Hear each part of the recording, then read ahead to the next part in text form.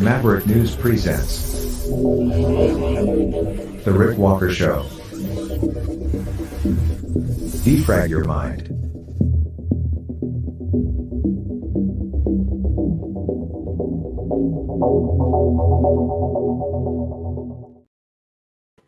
Good evening, Maverick family. Welcome back. Hello, new viewers. Great to have everybody here tonight. We have an exclusive report direct from Crimea coming up with Kevin Michelizzi, who will bring us up to date on this escalating conflict between Russia and Ukraine. A lot has been going on over there, and you haven't been hearing much about it in the mainstream media at all, simply being ignored or buried on back pages of newspapers and downplayed online simply because there is waning interest and waning support for what is happening in Ukraine here domestically in North America, in Canada, and the United States. But Kevin will bring us the latest because we are seeing pretty extreme exchanges between both Russia and Ukraine, back and forth. A lot of damage, missiles shot, drones used, and conflicting reports. Kevin will bring us, I think, what is probably the closest thing you're going to find to truth very shortly. But we have other news to cover tonight as well. The third document dump in the Epstein scandal has just happened. So we have all of the information on that for you tonight as well. We'll bring you up to date there. And Donald Trump is in Iowa campaigning, talking to, the MAGA faithful there ahead of all the action that's going to be unfolding in Iowa. So stay with me because when we come back, we'll take you to Iowa, and then we'll dig in to the other top news of the day. Hello, world. Are you awake?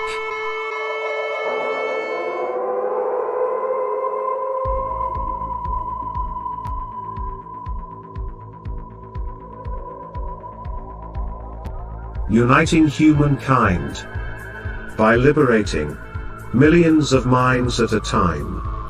Maverick News. The world is watching.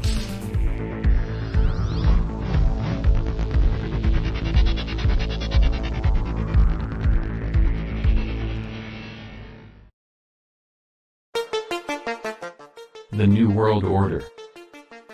Government overreach. The Great Reset. Mainstream media lies. Now more than ever, independent voices are needed. Donate now at freedomreporters.com. That's freedomreporters.com. Maverick News. The antivirus program for your mind.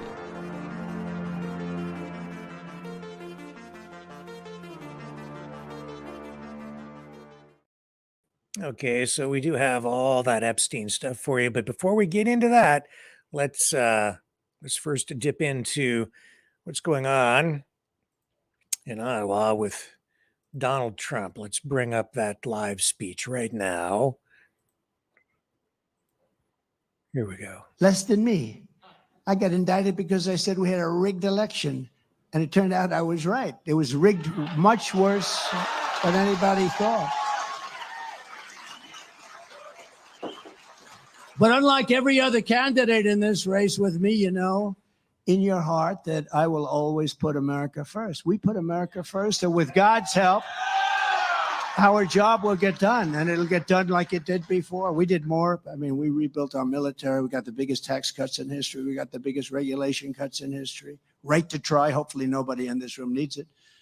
But, you know, we have space age. We have the greatest doctors and laboratories in the world, and people couldn't use it. If they were sick, they'd go to Asia, they'd go to Europe, they'd go all over the world. If they had money, if they didn't have money, they'd go home and they'd die. I got right to try so that we could take something that wouldn't be approved for 5 or 6 years by the FDA. I moved that up too, by the way. That used to be 12 years. We cut it down in half. And it was going further. But right to try gave you the right to sign a very quick document and get whatever it is out there. You know, they used to say, we can't do that, sir. There's great liability. Supposing they die, say they're terminal. They're terminal, only terminal. You have to be very, very sick. People that are very sick that you wouldn't believe the results. The results are thousands and thousands of people are living right now. You know, the laboratories didn't want it because a lot of people would die, and they didn't want that in the record. Doctors didn't want it. Our country didn't want it because we didn't want the liability. And they signed something saying you have no liability whatsoever. Nobody has any liability, but we got to do it. They're terminally ill. These are terminally ill people, and we are saving thousands of lives. And it sort of worked out the opposite for some of these great laboratories, because instead of having liability, they're showing it really works, because you're bringing people that were going to be dead very soon, and you're bringing them back to life. And, you know, some of the stuff that they've done is incredible. So I'm very honored by that. They've been trying to get that for 54 years, and they didn't get it, but I got it. And we had to get it through Congress, too. Thank you. And that had to go through Congress. You know, much of it, you hear about all these executive orders, but a lot of the stuff to get it done and get it done right has to go through Congress. And we got that through Congress. It was a great victory. And victories cannot come soon enough for our country. As we speak, the last remnants of our open and broken border are crumbling into rubble as millions and millions of people storm into the United States in the largest illegal mass migration in the history of the world. There's never been a country in the world, third world country, banana republic. There's never been anything like what you're watching on television. And they pretend like they've got it under control. Last month, they set a record. Hundreds of thousands of people, bigger than practically any city in your great state. I think bigger just about than any city came in just last month. And numbers like nobody, and they pretend like it's under control. It's not under control. It's totally out of control. And part of the reason they want them to come in is, in my opinion, because look, they're not stupid. Anybody that can cheat on an election like that is not stupid, okay? Because they're professionals at cheating. But anybody that can cheat like that, they're not stupid people. So there's two things and then a third. Number one, they're stupid. Number two, right? Number two, they hate our country.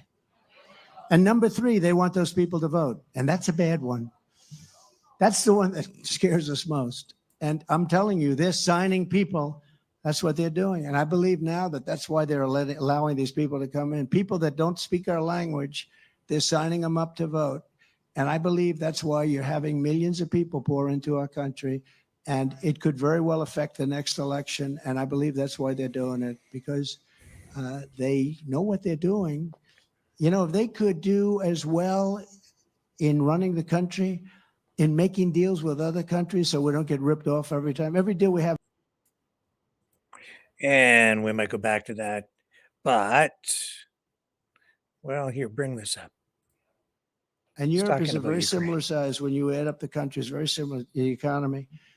So they're in for 20 and we're in for 200. When I was doing NAFTA, I said, you know, the NAFTA deal is so unfair. But NATO, you take a look at NATO, every deal is horrible. I haven't seen any deals that are like good deals. So we renegotiated with South Korea, with Japan, with Abe, who was so great. But, you know, what happened to Abe? It was horrible. He was a great gentleman, great man.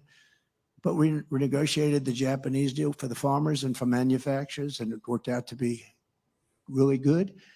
We started off with a horrible base because it was so one-sided. You know, they sell millions of cars, and I said, Shinzo, let me ask you a question. How many cars are we selling in the middle of Tokyo? How many Chevrolets are we selling in the middle of Tokyo? I don't believe any. That's right. We have none.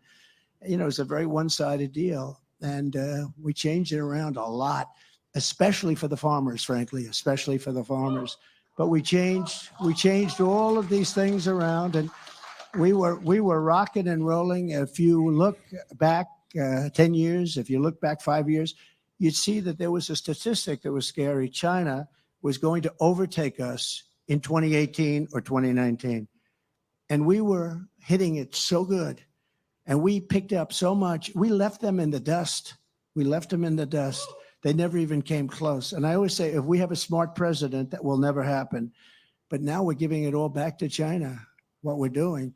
And, he wants to end the tariffs. These tariffs are bringing in billions of dollars that I put on China. No president's ever gotten 10 cents, not 10 cents. And he wants to give it back. So far, he hasn't been able to because it's so much money that he hasn't been able to pull it off. But he would like to give it back, the tariffs. And if they do that, if they do give that back, China will literally take over this country economically. There you go. So there's Trump in Iowa. And we'll keep tabs on that through the night if there's anything earth-shattering. But we have a lot of other stuff, a lot of other ground to cover tonight, so we should move on. He was talking about Ukraine, and we're going to get to that. But first, let me just kind of address this whole Jeffrey Epstein document dump today. It's really our top story this evening. Which involves the latest developments in the legal saga connected to Jeffrey Epstein. Documents from a lawsuit led to the convicted pedophile who passed away in jail,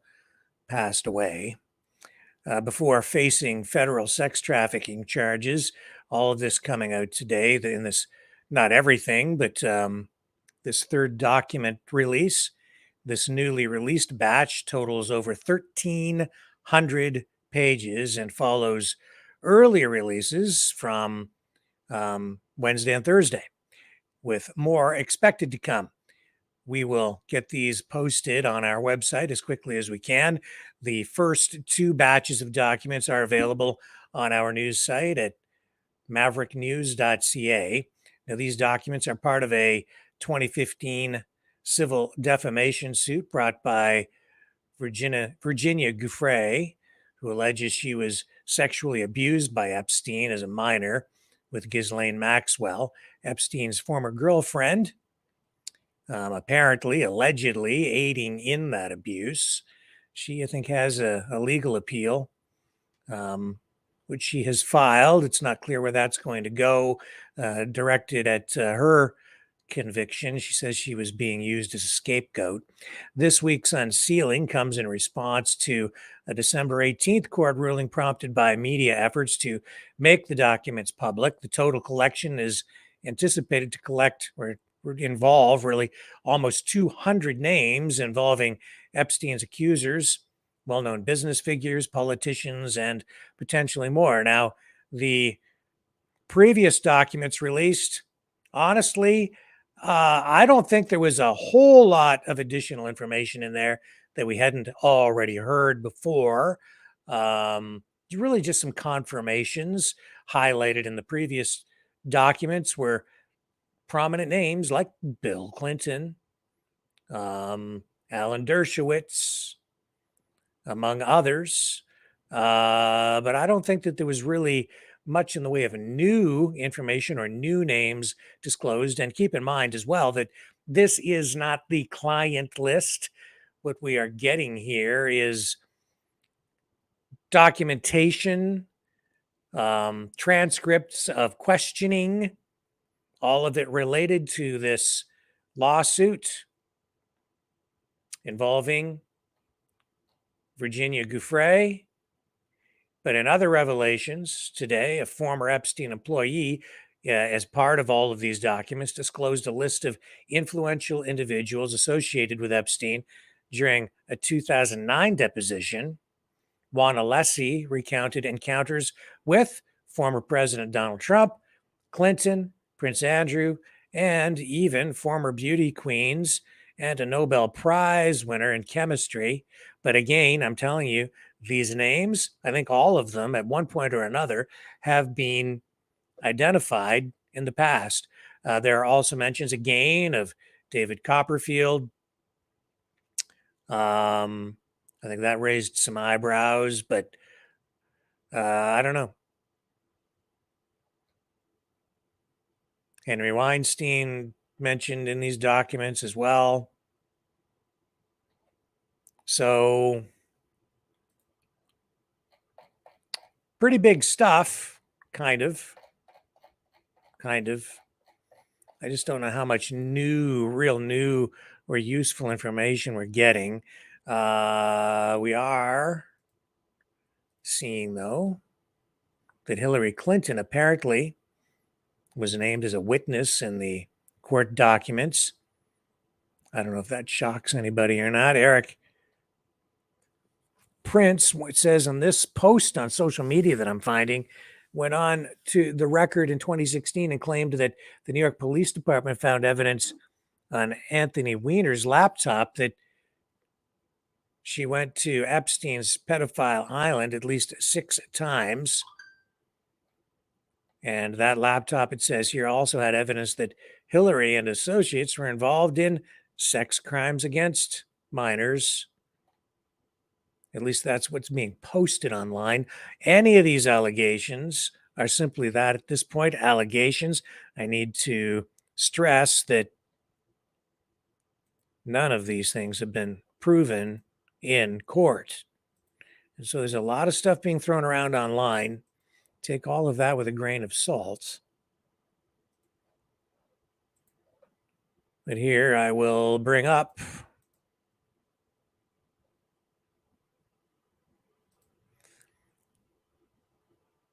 some of what we're finding here online through these documents. So I don't know if any of that information about Clinton is true at this point. And I have to confess that when these things come down and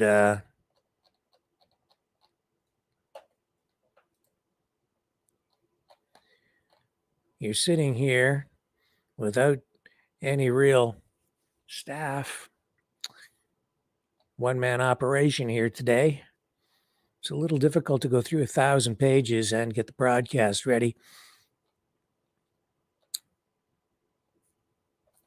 So what I think we will do is I'm going to show you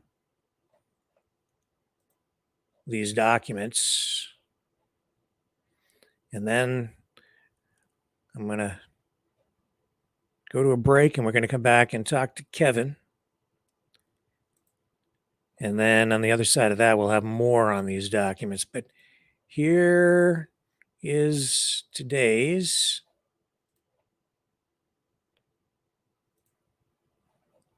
group of exhibits.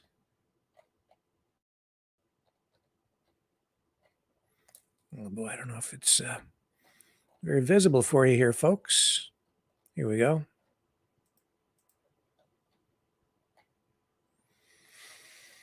Ghislaine Maxwell, you can see, as you can see here,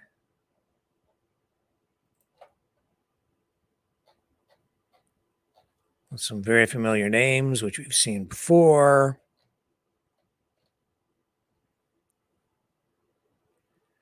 As the court is aware, it says here, this defamation case involves Ms. Giuffre's assertions that she and other females were recruited by defendant to be sexually abused by Jeffrey Epstein under the guise of being massage therapists.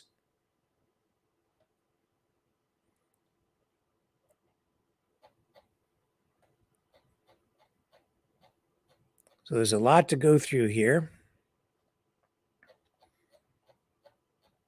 As this progresses tonight, we'll get more information out through the course of tonight's broadcast. And I will try to confirm or not unconfirm those allegations about Hillary. You know, as some people have been saying as well, you know, it's important to say that what we're getting here is actually, even with all these documents coming out, it's very incomplete. There's a lot of other evidence, apparently videotapes, possibly a lot of audio recordings. It isn't clear who might be in possession of those. It's also quite clear that there are a lot of other people involved. And so and this is just documentation. These are documents from one person, just really the one person's case against Maxwell and Epstein. This is the case involving Virginia Giuffre. And so we're hearing that there are many other victims, many of them children, minors. And so there are other, some really important unaddressed questions that will remain even after all these documents come out. And those questions are things like who are the other victims? Not that we will get those names, but even more importantly is who are other perpetrators, who are other world leaders, even who might be involved in this, and are they being coerced, influenced, controlled in any way, blackmailed by whomever might have still possession of some of these damning and damaging pieces of evidence, videotapes, recordings, photographs, anything that could be held over someone's head in order to get them to vote a particular way when it comes to, say, funding for an arms deal or any kind of, making any kind of decision with regard to anything political, really. As I said last night, I think it is something that rises to a national security risk because the people involved in this are so powerful overall. Also, last night, I was making reference to not only the kind of people that Jeffrey Epstein had been associating with, but also I made reference to a conference that he held on the island. And I wasn't off the top of my head able to at that moment, recall the exact name and the exact information. But according to previous information that has been released,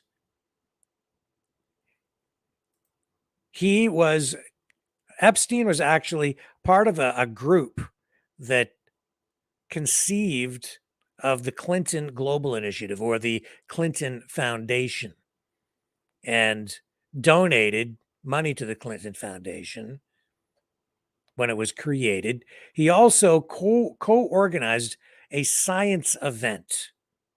And this is what I was referring to last night and couldn't remember the details, but I did find the information on it to confirm what it was. And it was a science event that he organized with illusionist and skeptic Al Seckel. It was called the Mind Shift Conference.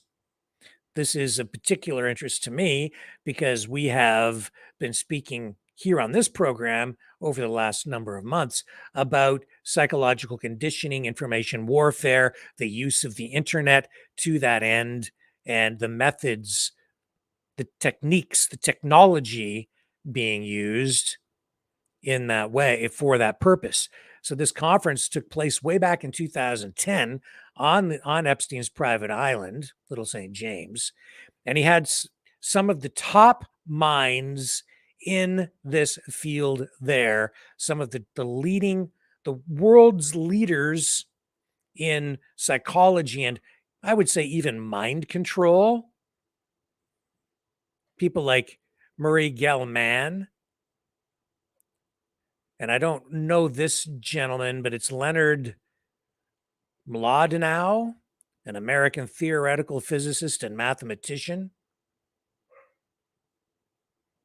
He had Gerald J. Sussman at that conference, a professor of electrical engineering at MIT.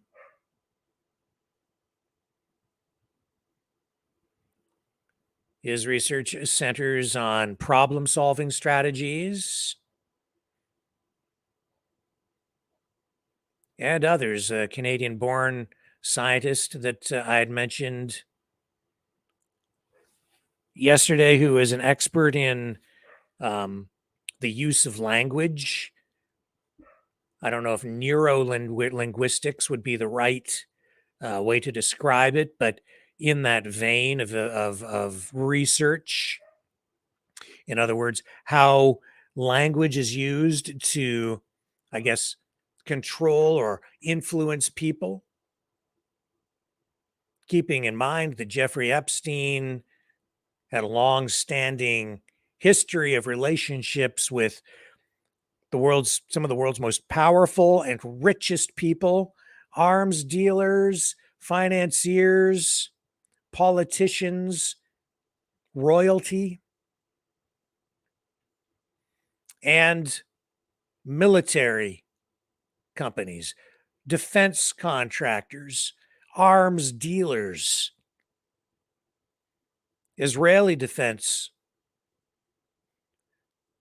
connections to Saudi business people and a Saudi arms dealer. He was all over the map on this, talking to people, associating with people, doing business with people from all kinds of different countries, and a lot of it in the defense realm, which really got my attention because in this current digital era, we are in an information war. And I thought this interest in psychology and bringing these kinds of people to his island suggests to me that, like a lot of other world leaders, they wanted to have sway or influence maybe over some of the leading thinkers in this area. Epstein also had a very keen interest in eugenics and transhumanism, also directly related to a lot of what's going on right now. And in fact, he had talked to people over time, many times, about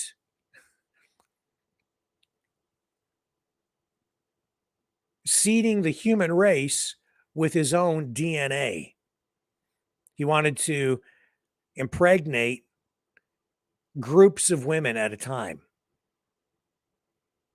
and talked about using his New Mexico compound as a baby ranch. So he had also donated a lot of money to universities, other institutions. When these revelations about his honeypot operation came out, and his sex crimes, some of these organizations gave the money back. Not all of them did. Harvard was one of the institutions that took money, and I don't believe they gave any of the money back. But it was embarrassing for a lot of the organizations that took the money, and because of these revelations about Epstein's involvement or interest in eugenics, some of the organizations, some people associated with those organizations that took his money said that they probably should have looked a little bit harder, applied a little more scrutiny to where that money was coming from and what he, being Epstein, was really all about.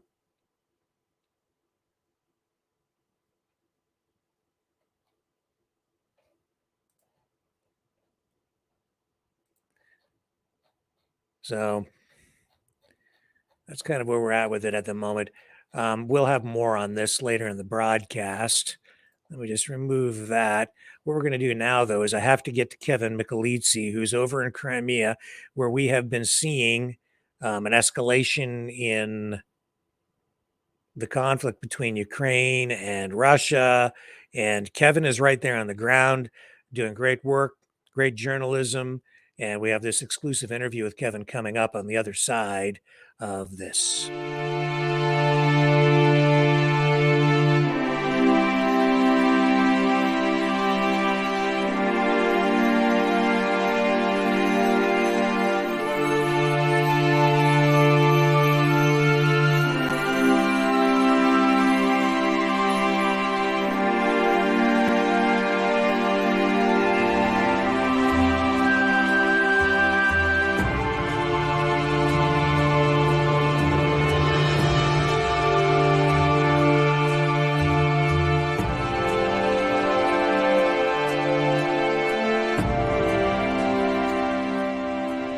Maverick News. The world is watching.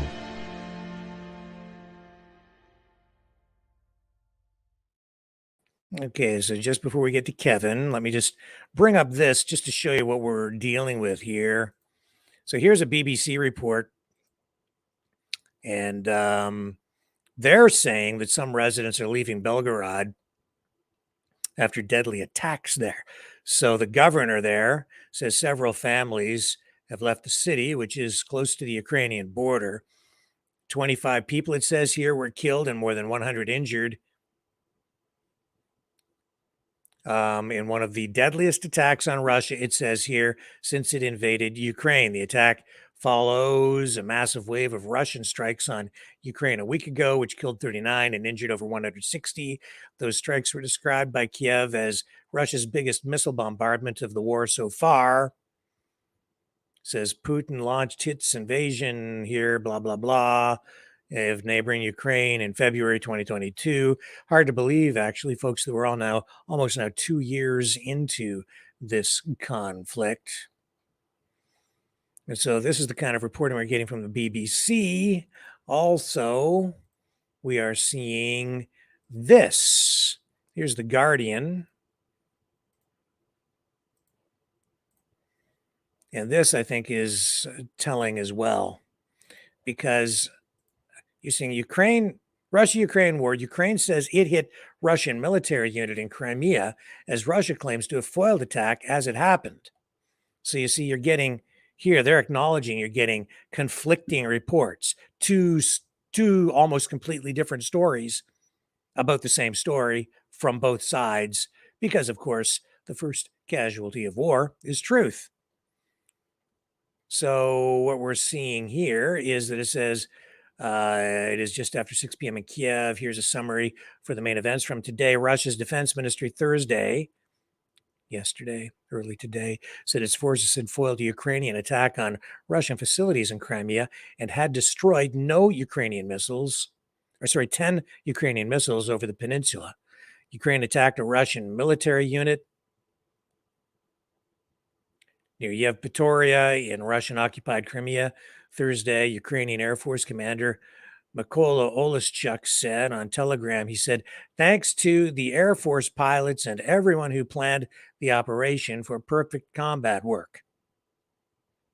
Says Russian hackers were inside Ukrainian telecoms company Kyivstar system from at least May last year in a cyber attack that should serve as a big warning to the West, it says. Ukraine's cyber spy chief told Reuters Ilya Vityuk, head of the security service of Ukraine's SBU, cybersecurity department, disclosed details about the hack in an interview also with Reuters. It says Polish farmers blockaded the Medyka border crossing with Ukraine on Thursday. NATO chief Jens Stoltenberg is going to convene a meeting between NATO diplomats and officials from Ukraine coming up on January 10th. And the list of highlights goes on here. But we are seeing two things happen here. We're seeing conflicting reports coming out, and we are also seeing less news about this here in the West, because everything is really being overshadowed by what is going on between Israel and Hamas here in the West. That's where all the attention is now focused. But what's going on in Ukraine is important, because it's not just in Ukraine anymore. You have to keep in mind that Ukraine is now attacking Russia inside Russia. Why are they doing that? Optics, I think, and Kevin Michelizzi will no doubt weigh in on that as well and give us his views when we come back right after this. Promise, this time Kevin will be with us, so don't go away. The New World Order. Government overreach. The Great Reset. Mainstream media lies. Now more than ever, independent voices are needed. Donate now at freedomreporters.com. That's freedomreporters.com. Maverick News. The antivirus program for your mind.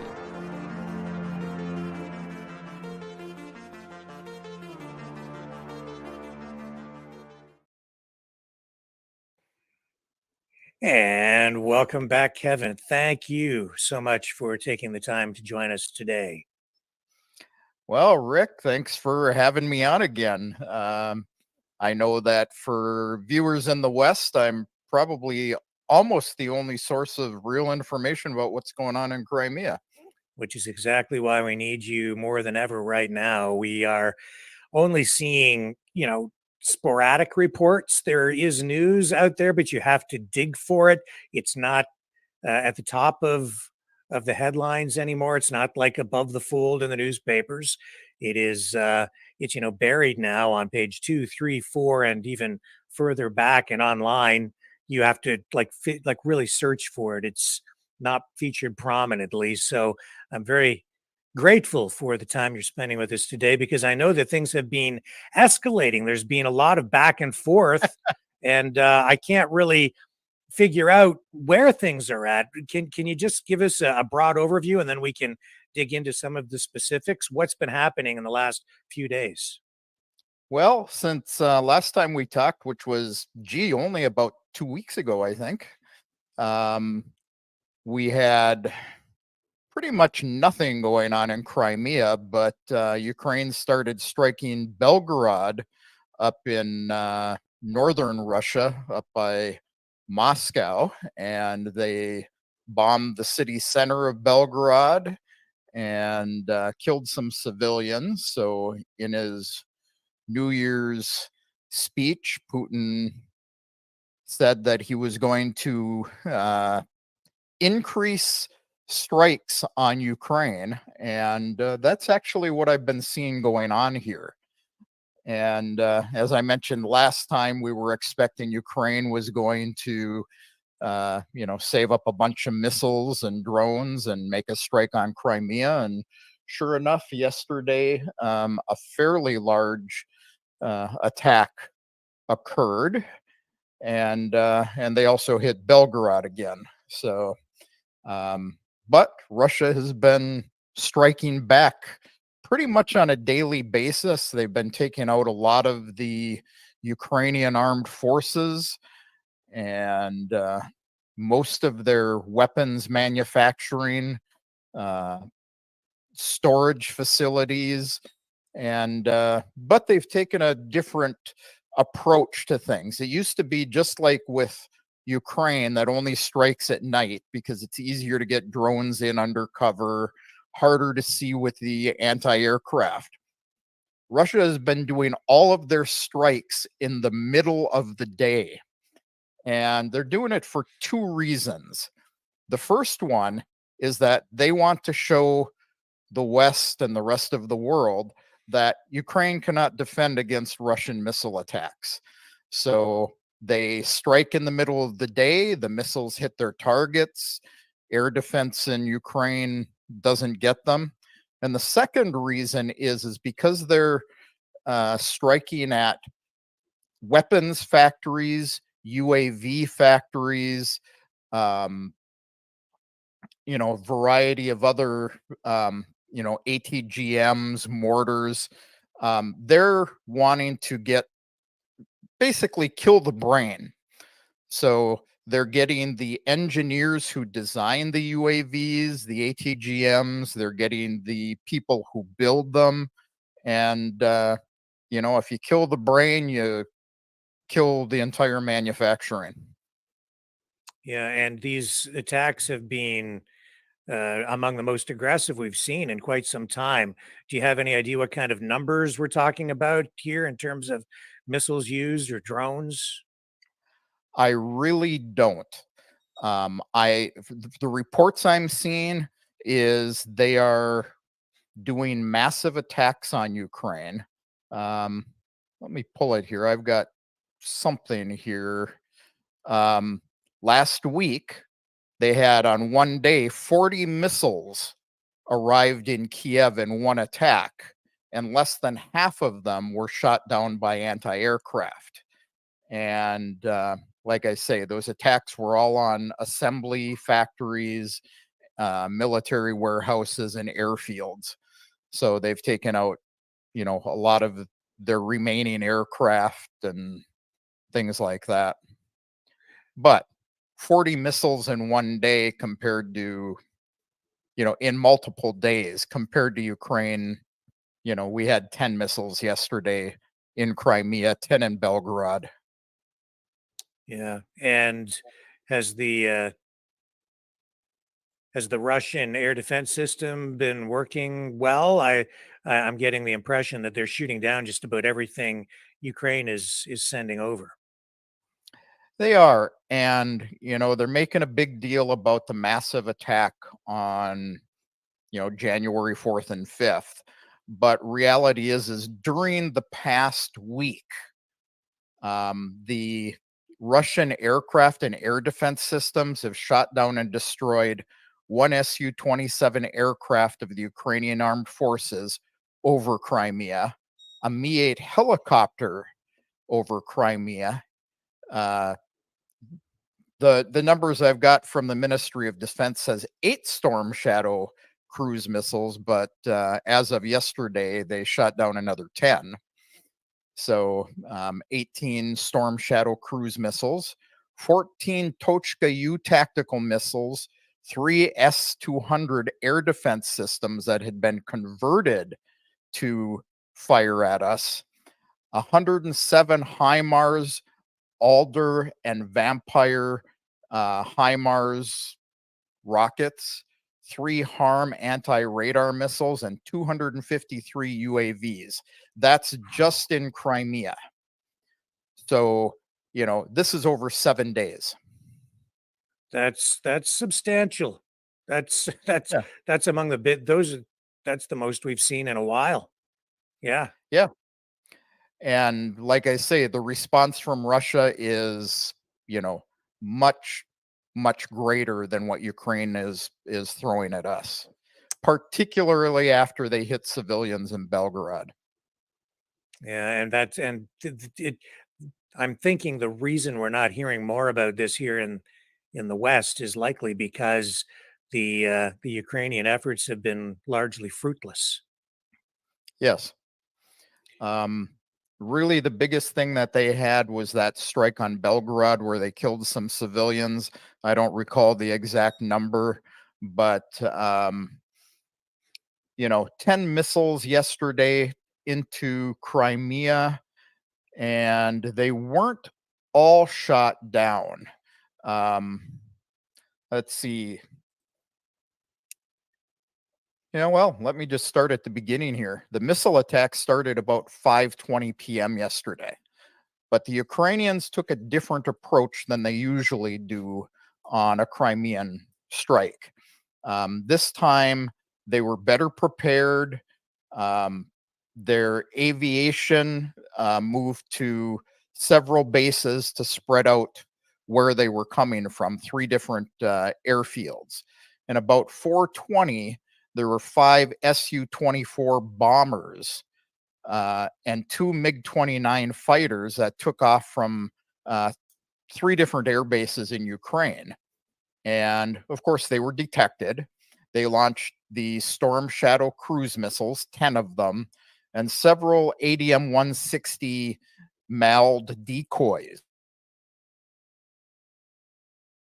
which are decoy missiles that don't really blow up. They're just to try to confuse the air defenses, get us to shoot off air defense missiles at them.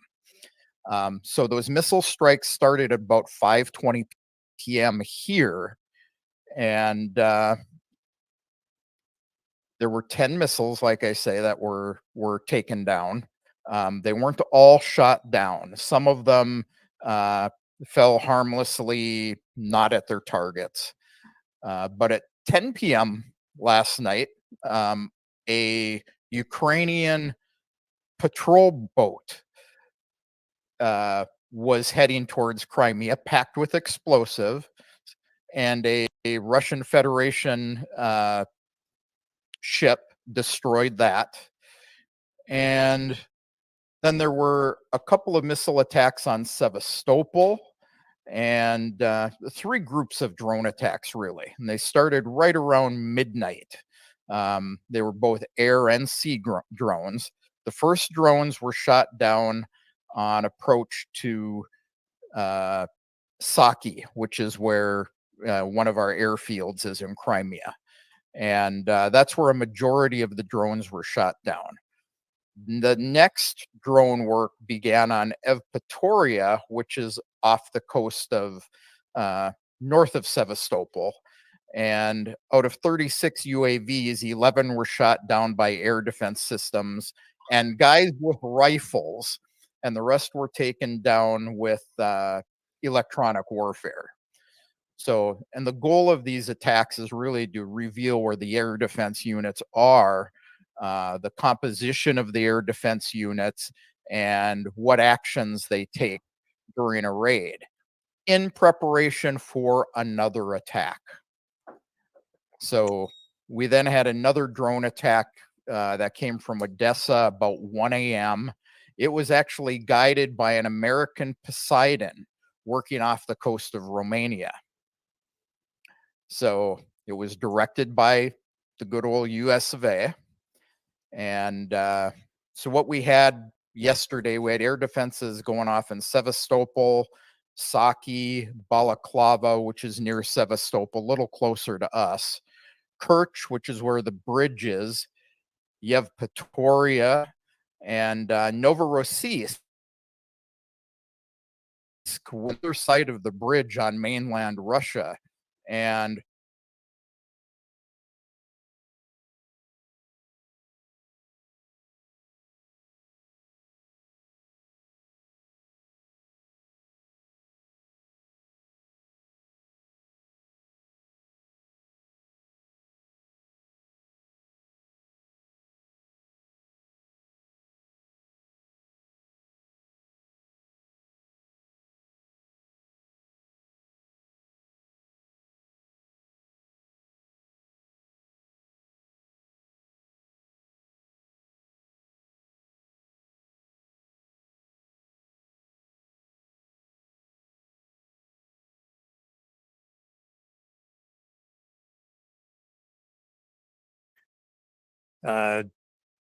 Your thoughts were that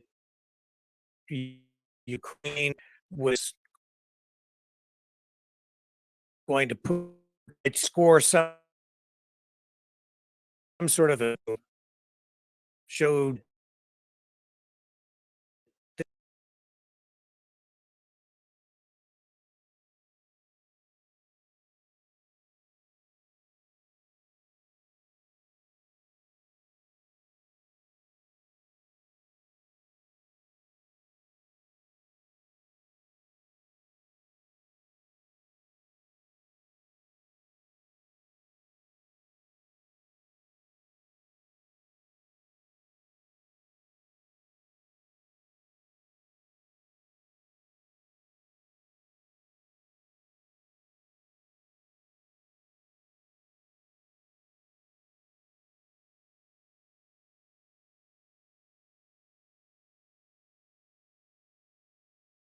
justification for additional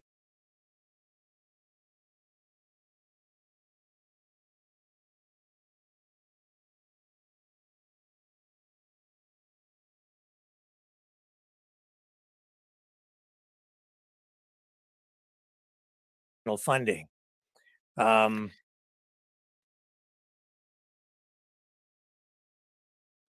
it's not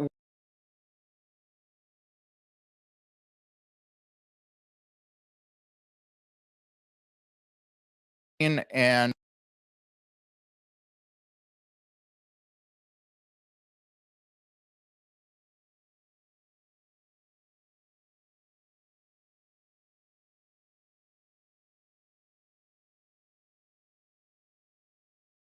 really, you know, my thoughts are is they're really looking for a PR win here.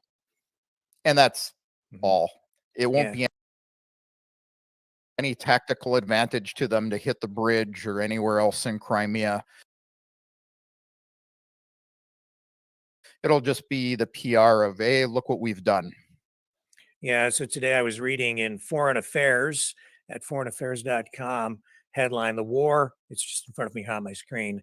The war in Ukraine is not a stalemate. Last year's counteroffensive failed, but the West can prevent a Russian victory this year. That's the headline. And if you just read down, that seems to be a story that's trying to put a positive spin on something that really is an admission of failure, in my view. Yeah, and we keep seeing reports out of the West here that it's a stalemate right now. But if you look at, any of the analysts, any of the guys who are actually on the ground there, Russia is making massive movements into Ukrainian territory. Last thing I saw this morning is they've actually advanced into and through 3 cities and are looking at taking a 4th city. So, there's advances being made by Russia.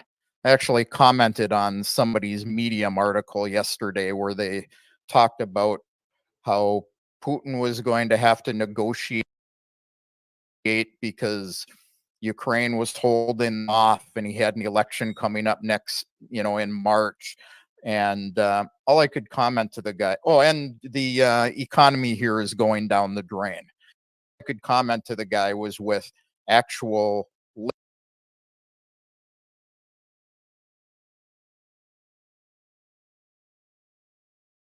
links to data that the economy here has actually grown, whereas the US economy has actually shrunk in the last year. And Putin, realistically, he will be president again. People will vote for him. He's got like an 86% approval rating. So, it's just all propaganda in the West trying to set up for getting a negotiation out of Putin so they can say, see, we pushed Putin so hard that he had to negotiate. And Putin made it very clear in a statement he made at a military hospital on the 1st of the year that he was increasing strikes on Ukraine and he was not going to stop until he has denazified Ukraine, including the government. And he made another comment of the territories of Western Ukraine.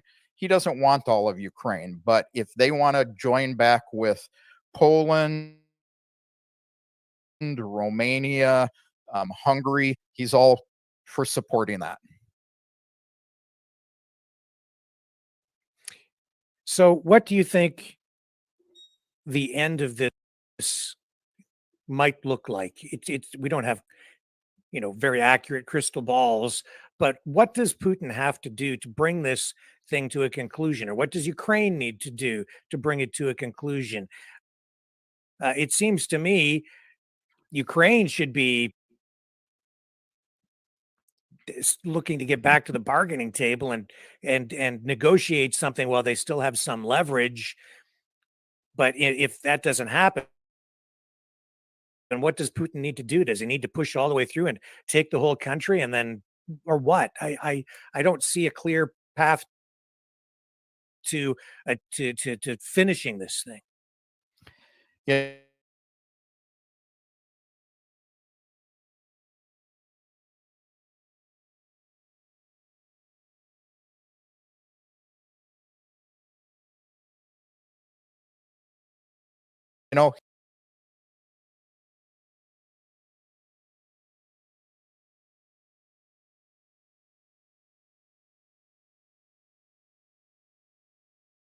In the last couple of days again. So that will be Kharkiv to the north. It'll be the entire Donbass all the way up to the Dnieper River, and it will be down across Odessa on the south. And, with his support for Western Ukraine rejoining their historic territories, that'll leave Ukraine as a rump state. Now, the problem Ukraine has is Zelensky signed a law where they can't negotiate with as long as Putin is president. So it's going to take somebody like Zaluzny, the commander in chief of the armed forces, or Klitschko, the mayor of Kiev, overthrowing Zelensky, running him out of town, or the U.S. saying, hop on an airplane and, get over here to Miami to your, your condo or your villa in Italy, or, your villa in Israel or Sweden, all these places he bought with U.S. money. That's what it's going to take, is getting rid of him and getting people who are willing to sit down and say, okay, we will give you these territories if you quit shooting at us, and we will agree not to join NATO. Putin doesn't care if they join the European Union, but NATO is out of the question. Yeah. And of course, we've got some British colonel today spouting off that if Ukraine loses any more territory, NATO is going to have to get involved and go in and fight Russia. That's kind of the wet dream of, the British. They seem to have lost their minds as well. Yeah, well, we hear some rhetoric like that here too, and I see John Kirby stand up at the news conferences every day at the White House and answer some question where he injects the ongoing request for more money and the need to continue to fund this thing. But I don't know if the public here has the stomach or any stamina left for it, especially heading into this election year. There's a lot of chaos over here. Can you give me some sense of what the public mood is like over in Russia? Here, the political scene is very polarized. The United States is almost, in the minds of some people, on the verge of a civil war. Is there anything like that going on in Russia? Or it seems to me things are more stable there. Yeah, things are very stable here. We've heard reports that Putin will be president because he eliminates his opposition. Reality is Navalny was put in jail for breaking the law. Another candidate was didn't fill out the forms properly to declare her candidacy, and so the election commission wouldn't take her. But there's actually 7 or 8 other candidates running against Putin, but he has so much support. All the new regions, Crimea, the only thing you see is elect Putin. This is what the people want. They love the man. They love what he does for the country.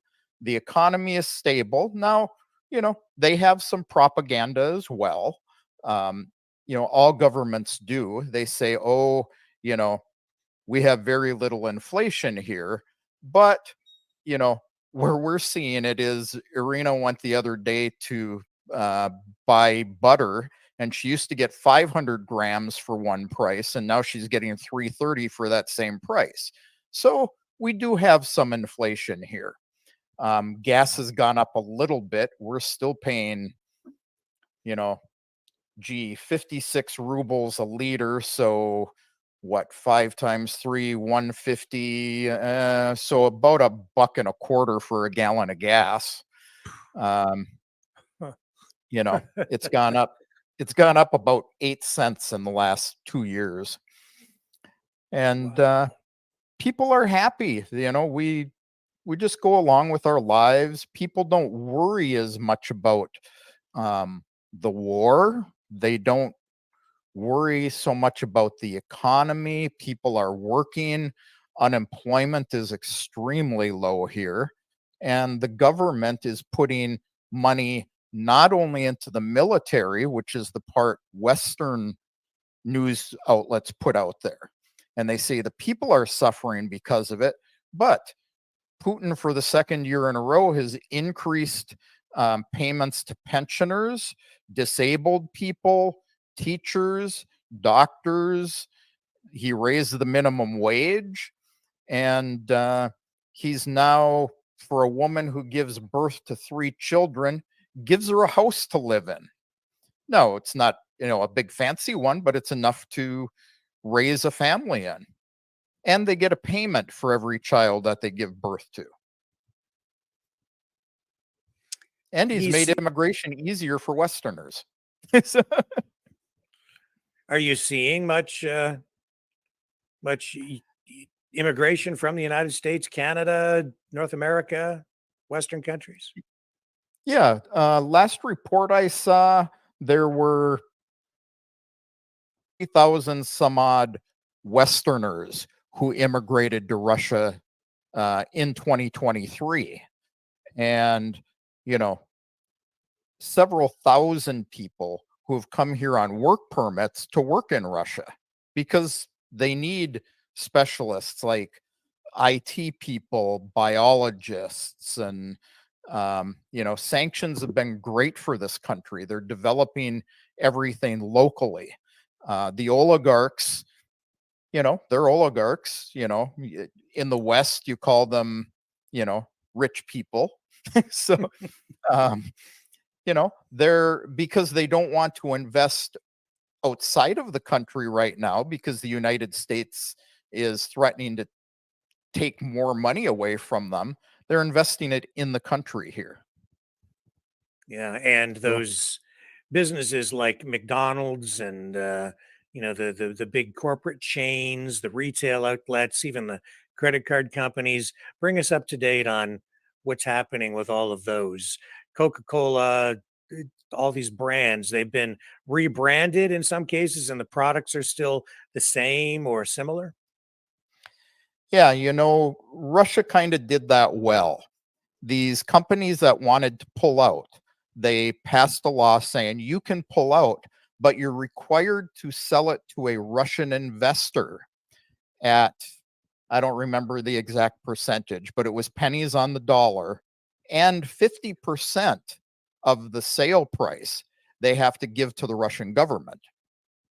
Oh. So these guys lost a lot of money going out. These Russian businesses picked them up, rebranded them. I've been in, here in Crimea, what used to be a Kentucky Fried Chicken. It's now called Crimean Fried Chicken.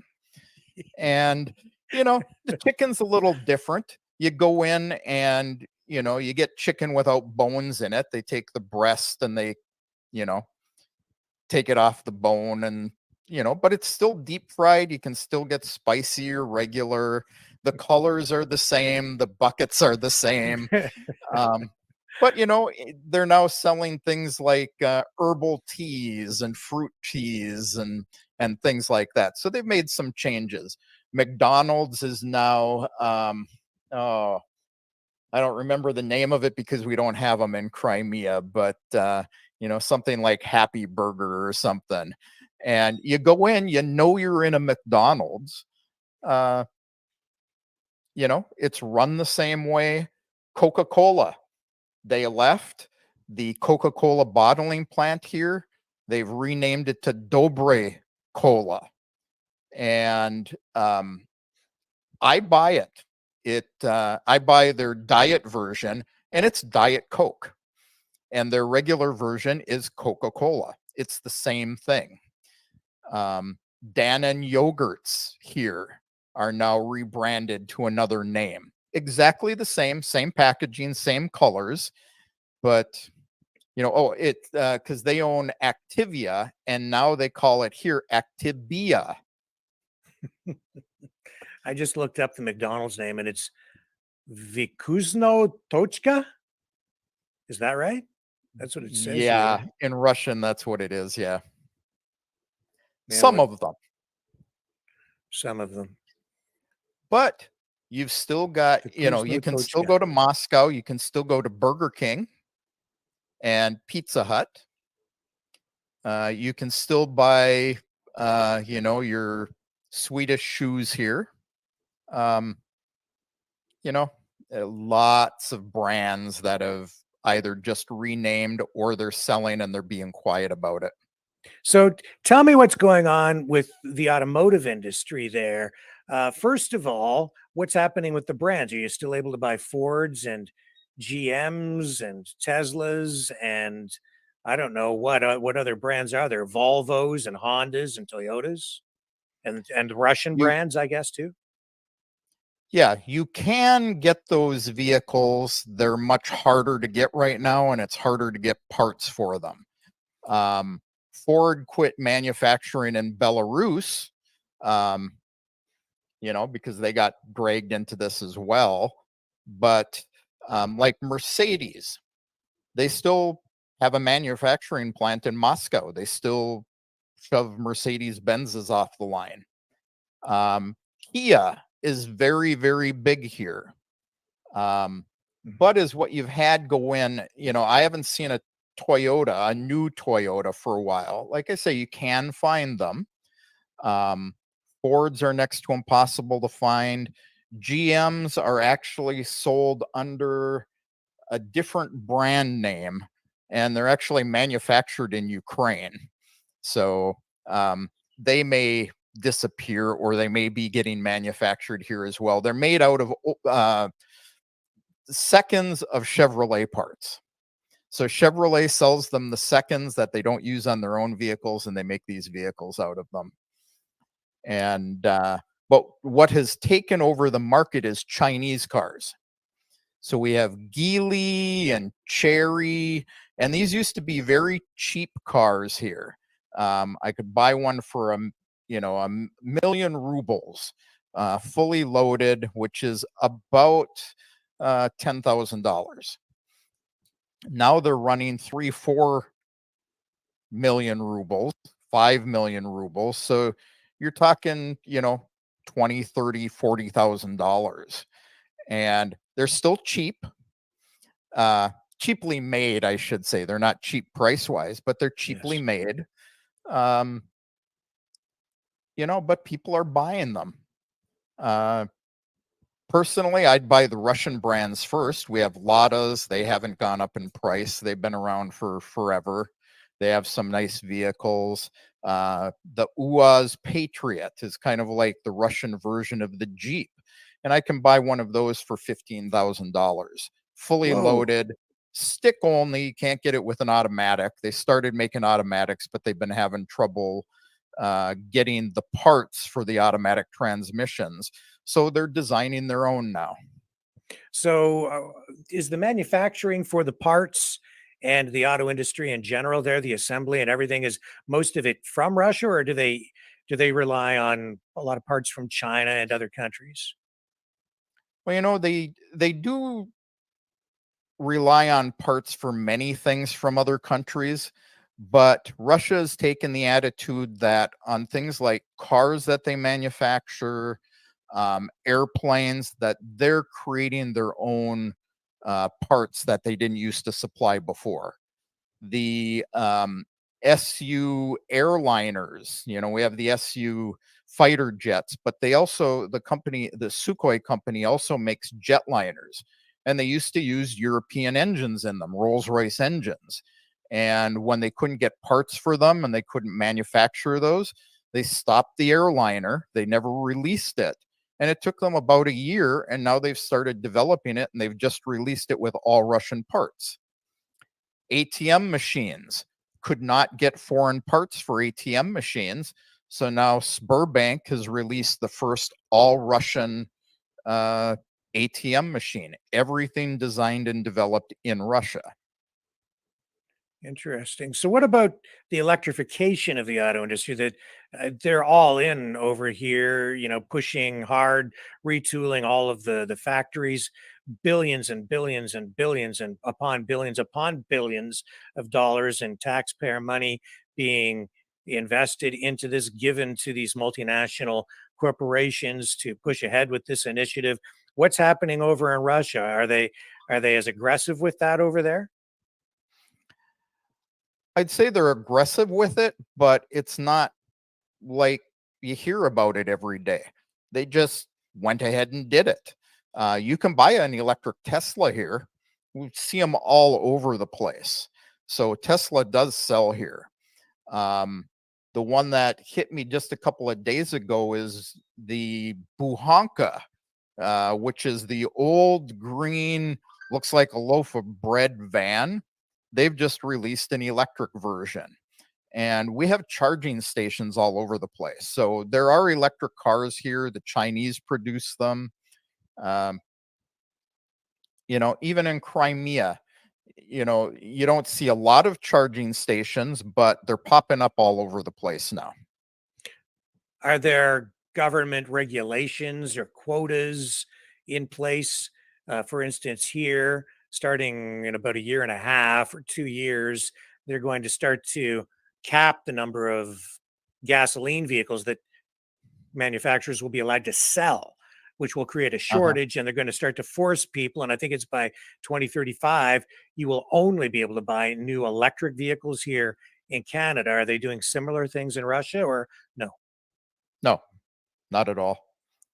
They So give the people the choice. Our gas is cheap.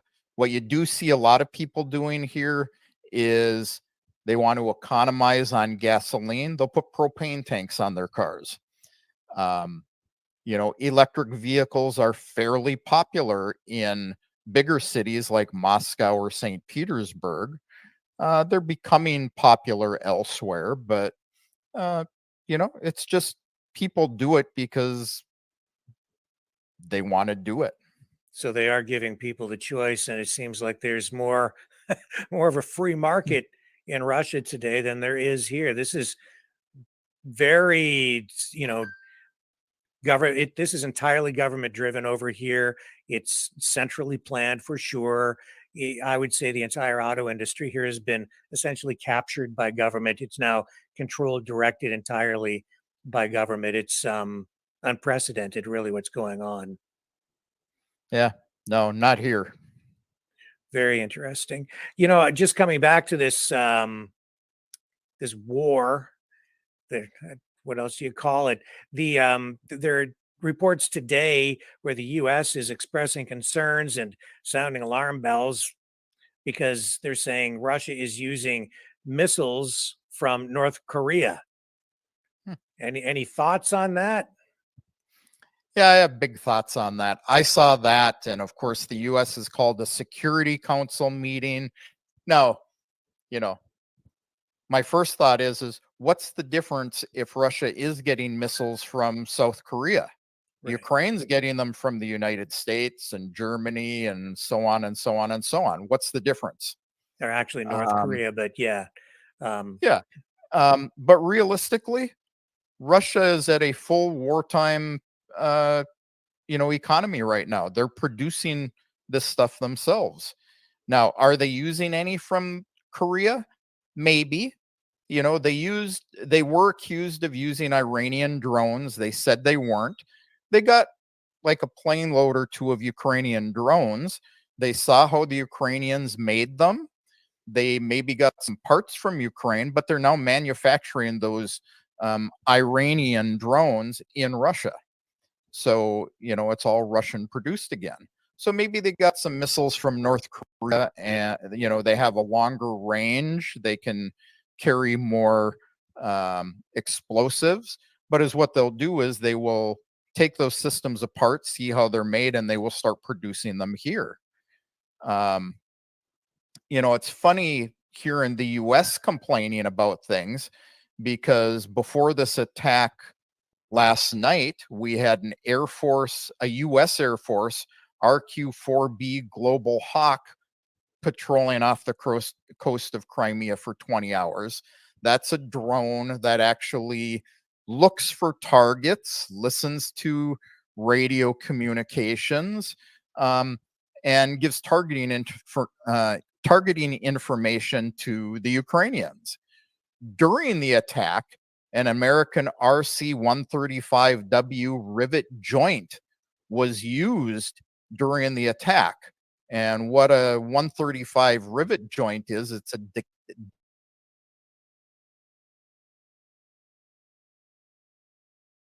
dedicated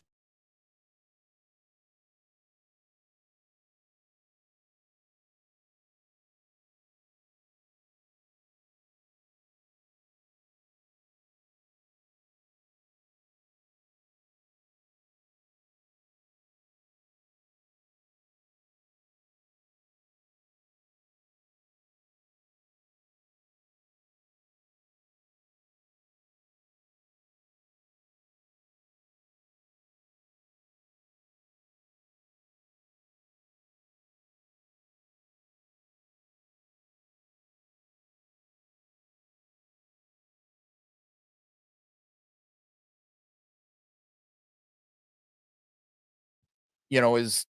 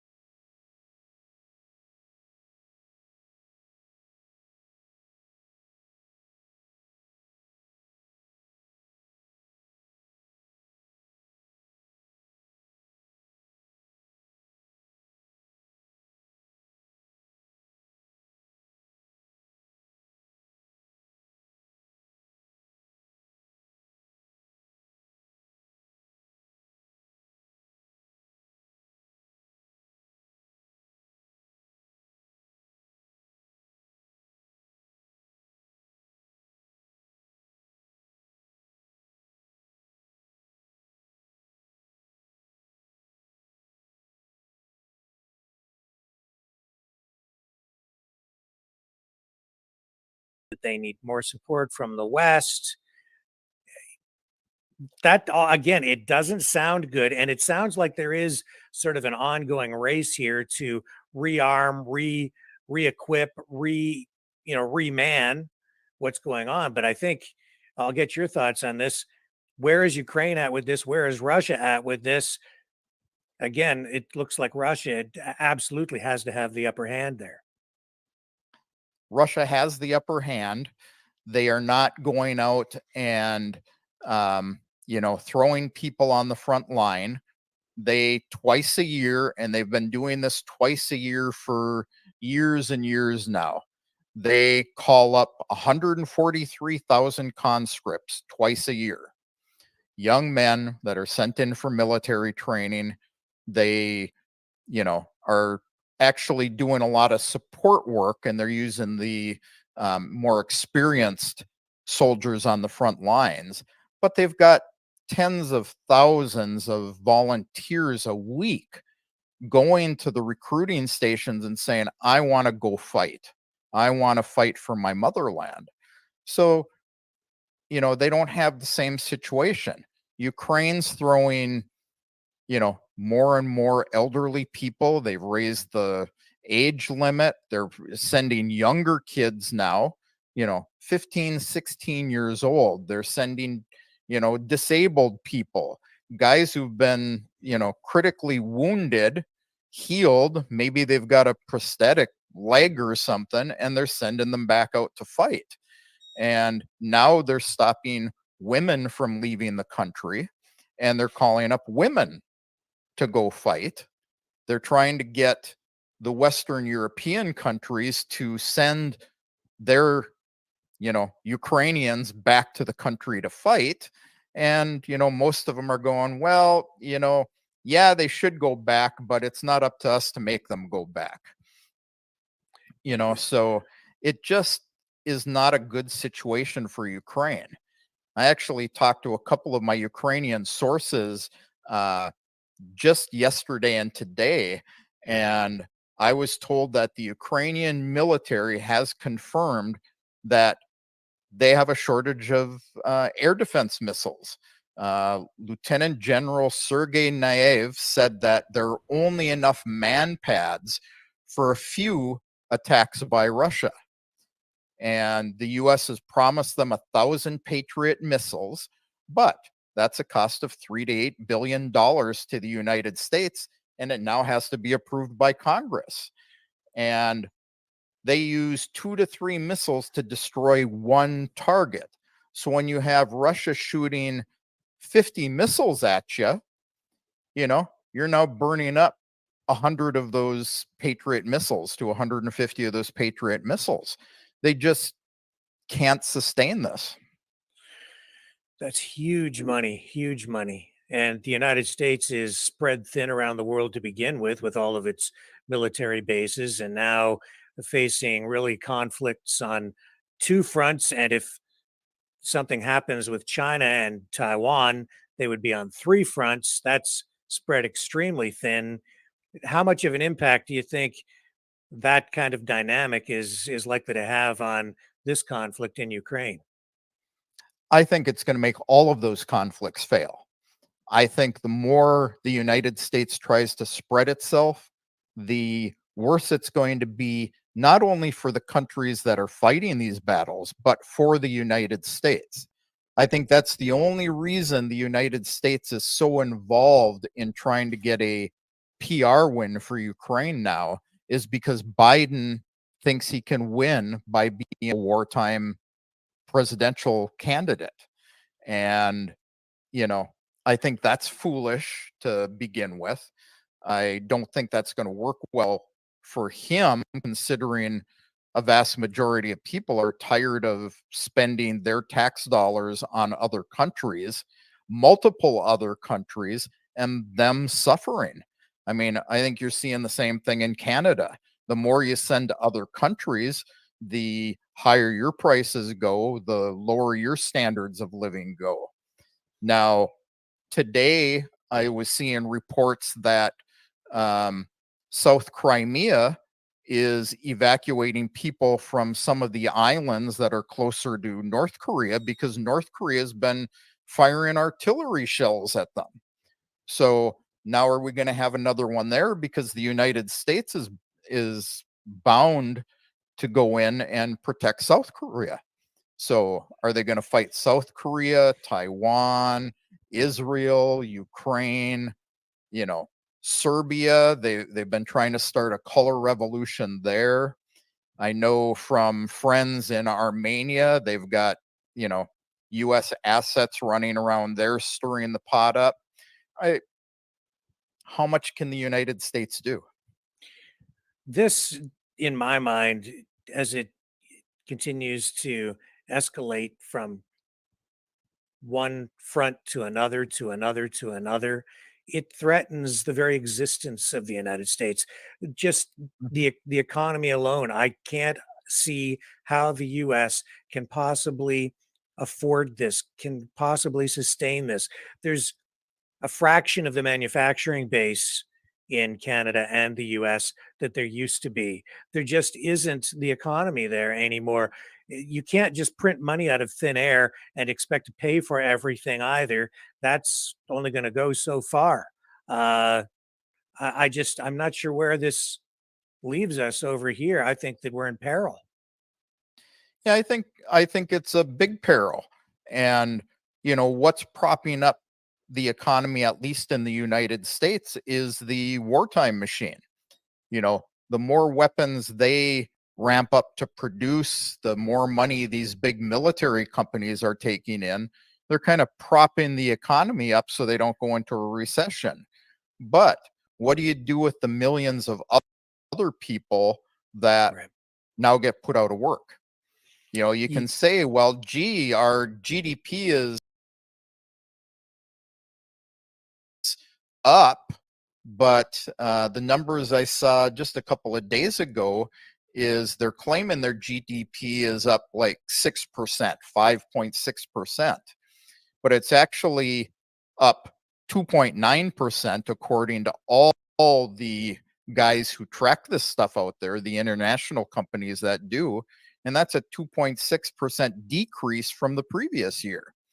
So they're falsely propping it up as well. Yeah, and you know, And what you can't eat missiles. You know, a missile is not Yeah, wheat. Um, and it doesn't do the people here any good if everything produced and the wealth from that is shipped overseas and then blown up.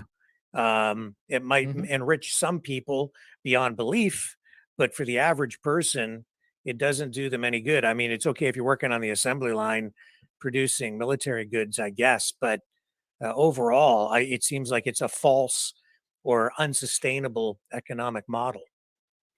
Yeah, and this march that they're going towards of let's confiscate more Russian assets and give it to Ukraine, is what I see happening there. Is if Europe and the United States decide that they're going to take another 300-400 billion dollars of foreign assets of Russia, is what's going to happen is there's going to be even more countries that start saying, hey, BRICS, I want to join you and I want to start trading in my national currency because we can't trust the dollar. You know, if we're holding dollars, they're going to take them away from us if we have a problem. Yep. And, the US dollar is really propped up by oil. They're not drilling for oil in North America. The energy industry is really under attack by the government itself.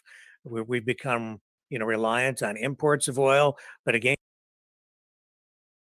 over in Russia, they're producing natural gas, they're producing oil, they're producing energy, and that has to be one of the main reasons you're paying less for fuel, that your inflation rate is lower, that you have more economic stability. Thoughts? Yeah. Well, Saudi Arabia isn't trading in the petrodollar anymore. They're trading in national currencies with people now. Yeah, I think that's why things are good here. And, I talked to one of the Duma members, was June of 2023, I guess it was. And I have that interview on my site somewhere. But she was saying, empires always rise and fall. And her view is that the American empire is in a decline and the Russian empire is growing.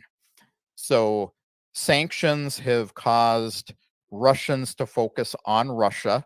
Tourism in Russia is up because they can't go to Europe. Production is being done in Russia. Tourism, people are being given jobs here, and there's actually a shortage of labor now. They have a complete list. It's like 186 professions in Russia that if you work in one of these professions, they will let you come here on a work permit, work for a year, and give you citizenship. It's because they need people. It seems as well like there's been a real missed opportunity here, because you only have to think back just a few years ago, and Putin wanted to join the European Union and was rejected. It seems like there was a real opportunity to forge a much closer relationship and build on all of that and make it productive and constructive. And what do we have now instead? We have war. Yeah, I saw a picture today that was in a TASS magazine from, it was probably 30, 40 years ago. And they had the British, American, and Soviet flag flying together. And the caption was, I'll paraphrase it because I don't have it in front of me, but something about friends working together for the betterment of the world. What happened? I don't know. It seems like maybe greed and the worst parts of the worst traits of humanity and people kind of bubbling to the surface when I look at what's going on right now with the the release of these Jeffrey Epstein documents, and all of the people, all these Western leaders who are being named, these names coming out. It's just the worst side of people, the worst parts of society. It's absolute corruption. It's a grotesque display of greed and immorality. Uh, it's forgive me, but it seems like a bunch of pigs feeding at the public trough and laughing while they do it. That's what it's like to me. Yeah. And this is where Russia has a much more conservative attitude towards things. They had I don't know, some famous person here had a naked party, they're calling it. It wasn't really a bunch of naked people, but almost. But they determined it was lewd and lascivious. So they've arrested the woman who had this party, filed charges against her. All the politicians that were there, the um, actors, whatever, whoever was participating, they're filing charges against them. And it's like, we don't approve of this. We aren't going to allow you to do it. And this is kind of the thing I'm seeing why Westerners are wanting to come to this country. Yeah, it's a speech I recall of Putin standing there saying that he doesn't want and nobody really wants to get into the private lives of people, but he says that marriage should be between a man and a woman. He's very conservative in those kinds of things, and the way he views those things. Hmm. And he says, just look at what the West is doing to itself with the decadence, with the immorality. Uh, Homosexuality. yeah, The thing I heard in the United States when I lived there for a long time was, Russia has made it illegal to be a homosexual or a lesbian. Reality is they haven't. They've made it illegal for you to adopt a child if you're homosexual. They've made it illegal for you to marry if you're homosexual. And if you leave the country and get married in another country that allows it, and you come back here, they will not recognize you as a married couple. So you don't get any of the benefits of it. Now, if you want to do whatever you want to do in your own home, they don't care. But they don't want to see you bringing it out on the street. They don't want it being shown to children or encouraging it. They recently outlawed sex change operations here. So, reality is the city next to us here, Simmies, used to be the homosexual capital of Crimea under Ukraine. Now, they still have a gay bar there, and even straight people go there, and they expect that's what they're going to see in the bar, and they're left alone as long as they don't come outside of the bar kissing and groping and doing things like that. Leave the bar, go home, do whatever you want to do. We don't care. This is kind of Russia's attitude.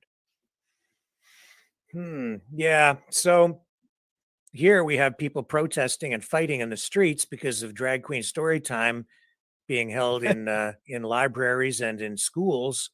It seems very disruptive over here, and that seems to also be part of what is,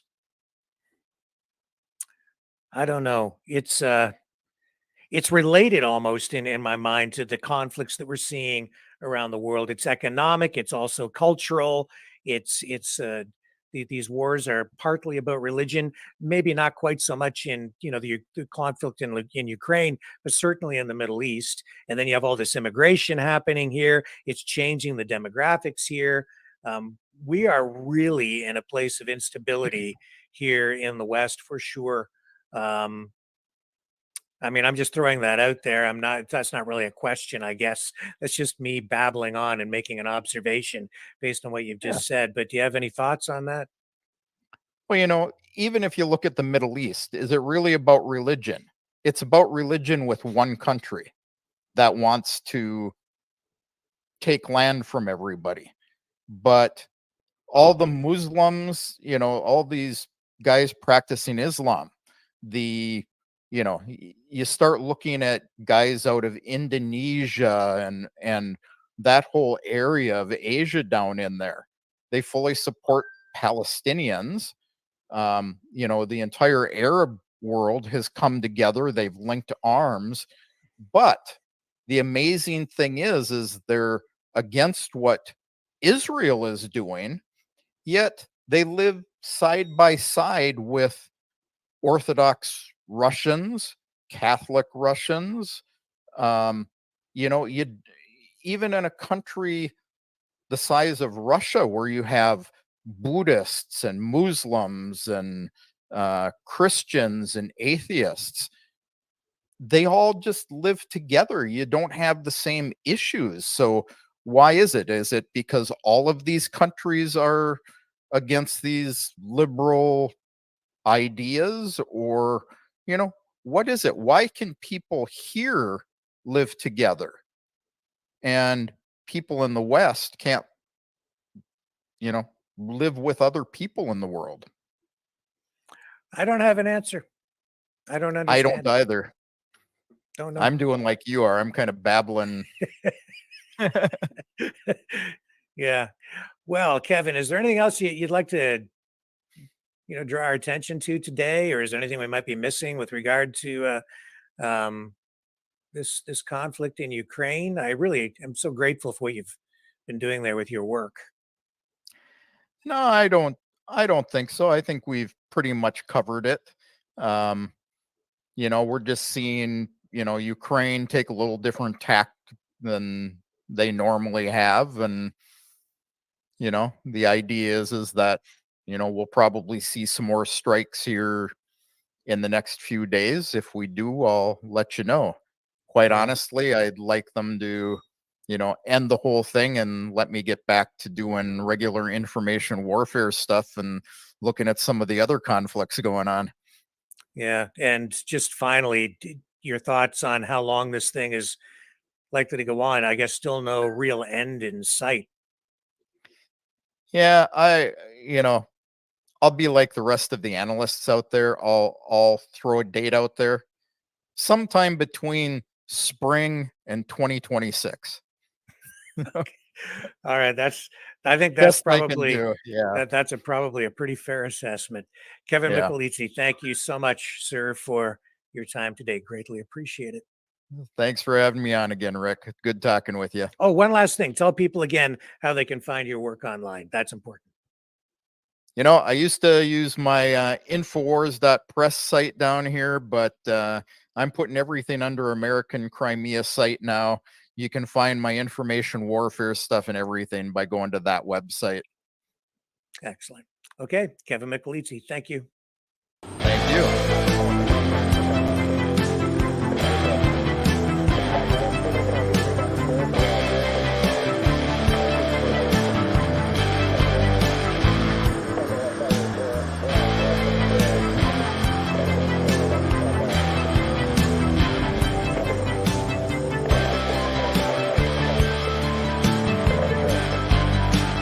Maverick News. Fighting for freedom. The New World Order. Government overreach. The Great Reset. Mainstream media lies. Now more than ever, independent voices are needed. Donate now at freedomreporters.com. That's freedomreporters.com. Maverick News. The antivirus program for your mind.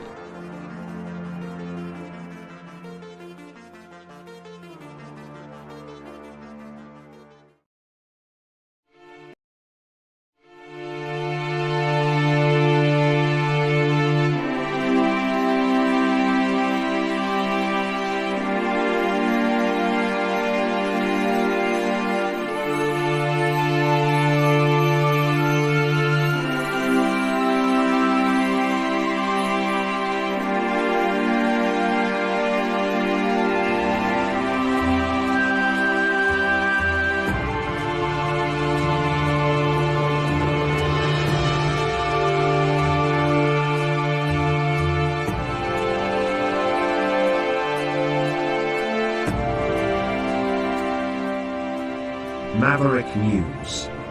The world is watching.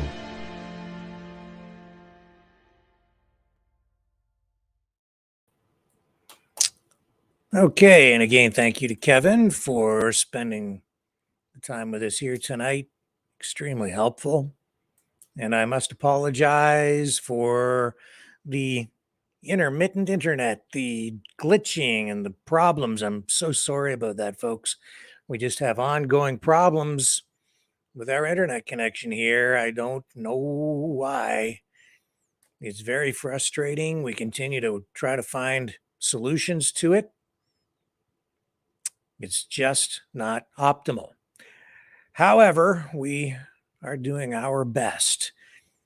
And while all of that is going on over there in Ukraine, we're still seeing ongoing attacks on merchant ships in the Red Sea from the Houthi rebels. We've seen the warnings from the West, from the United States to the Houthis, saying that if these attacks continue, they will be hit back. And even in the face of that, these attacks continue. And mounting pressure on Israel on the public relations side. We also saw today more public concern about anti-Semitism, rising anti-Semitism in Canada and the United States. I believe it was in Toronto, where there was the Toronto area, where there was an incident at a grocery store.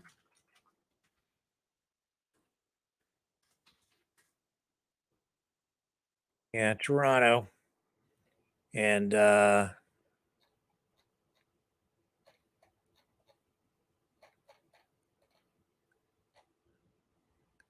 me just see here. There was some people making comments about this today. There was a grocery store that was vandalized, I believe.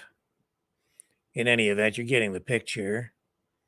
And all of this is ramping up, and we're seeing also incidents involving Muslims on the other side and Muslims being targeted. So more volatility, more instability, more anger, more fighting. All of that ramping up. Now let's just pivot back for a moment to these this third release of documents in the Epstein saga. After doing my best to read as much of the material as I could during the break, which isn't very much time, and also getting some information coming in from contributors, it looks like overall there really isn't much new in this new document dump. In fact, if you even look at yesterday, what was it yesterday? Losing track of time. The second one. Again, not really a lot of new information came out of that. Just really confirmation of names and people involved in the past, and a lot of these allegations that were rehashed in media and online and social media platforms. Yeah, it's just if you really go back and look, you can really find information on just about all of that from before. And so today, this new cache of documents, 1,000 pages approximately. So far, it doesn't look like there's much new in there. The one thing that is of interest is there was a guy who was acting as a driver, and there was questioning and back and forth with this guy, talking about how he was being used to pick up girls and then drive them over to Epstein's residence and drop them off. And every girl that he brought, he indicates in this questioning that he would receive a $200 payment. And here's a transcript from that.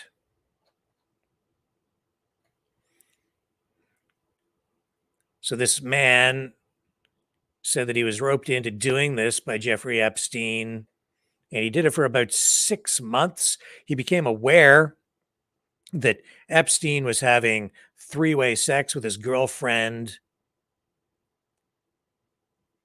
being, I guess, Ghislaine Maxwell and other women, people. So this claim was included in this third batch of documents, which had been previously sealed. And this was, these were statements really that go all the way back to 2016 in a deposition given by Tony Figueroa. I can't pronounce his last name. Figueroa, Figueroa. We'll call him Mr. T.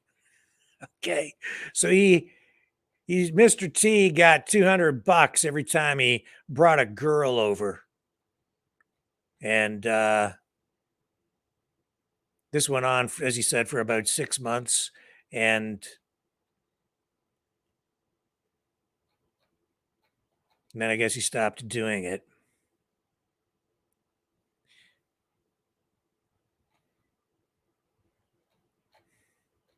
He was also aware that a lot of the women coming in, or some of the women coming in, I shouldn't say a lot, but some of the women coming around were involved, or it looks like they were hanging out with Victoria's Secret models. Now, I don't know that there was anything inappropriate going on with those particular people, but references being made in these documents about it. Other things to come out of this. There was a list of search terms that Giuffre's attorneys used to search Maxwell's devices when they were given access to them. They used phrases like Andrew, Clinton, pedophile, and the names of many of the victims. And then there was one file. There was also in one of these files, there was a list of handwritten phone messages that had been left for Epstein. One made by, again, Victoria's Secret mogul, Les Wexner's wife, Abigail. And it looks like this, as you're seeing on the screen. Did Jeffrey call you directly about getting more girls? Answer, yes. Question, on the phone? Answer, in the affirmative. Question, what did he say? Answer, he was just asking me, excuse me, if I had any other girls that wanted to come to work. Question, okay, is that the term that he used? Answer, yeah. Question, and did he pay? He paid you personally? Answer, yeah. He handed me $200 for every girl that I walked in that door, whether they did stuff with him or not. Question, in cash? Answer, cash. Did you ever get paid by Ms. Maxwell for that? Answer, no. And there you go. So that was another little excerpt from those documents. But other than that, folks, it doesn't look like there is much new coming out of this additional document dump, 1,000 approximately pages long. But there is still more to come in the days ahead. So we'll keep our ear to the ground and our one eye open for sure on that one. So we'll keep you up to date right here. Don't go away. More after this.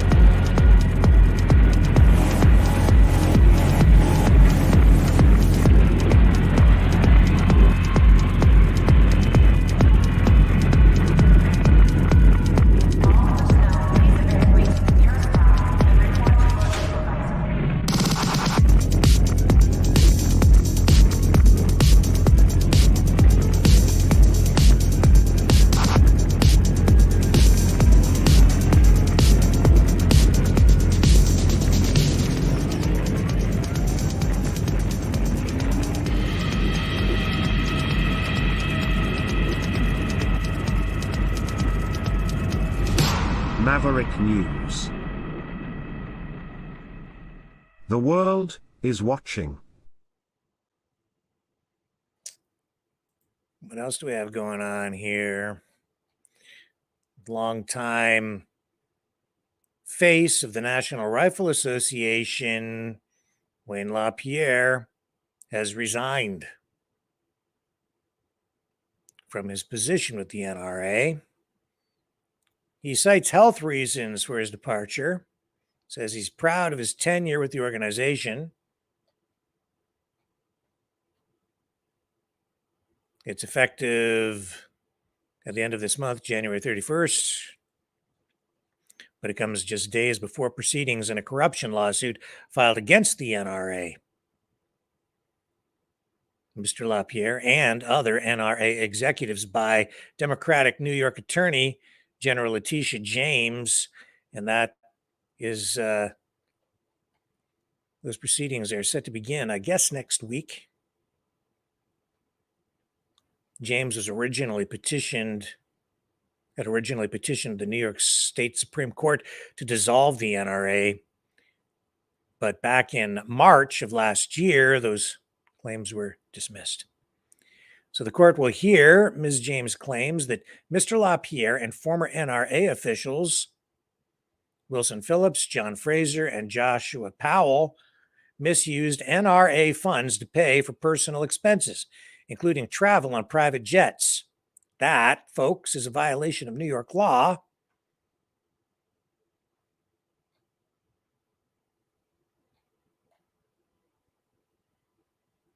We don't know where that's going, but the resignation seems to be, well, let's just put it this way, a little bit suspicious. A little bit, I don't know. Don't know exactly what to make of that. Maybe just make of that what you will, I guess. Just another news story today in a very, very busy news day. What else do we have for you? Did you know or did you see that Pepsi products are being pulled from store shelves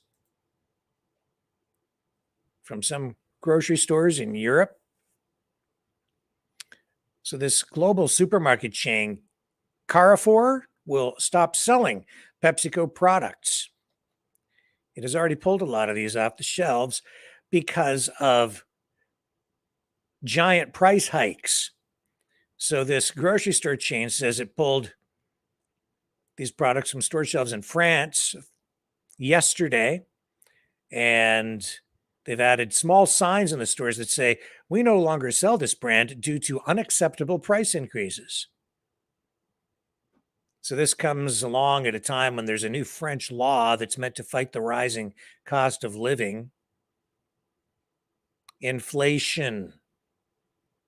And this has supermarkets facing millions of dollars in fines if they don't reach a deal with suppliers on prices by the end of this month. Now, oh, this is a slippery slope and a dangerous thing in my view. So this ban is also going to extend to Belgium, Spain, and Italy, but the grocery store chain, which has over 12,000 stores in over 30 different countries, has not said whether it will take effect in those countries or not.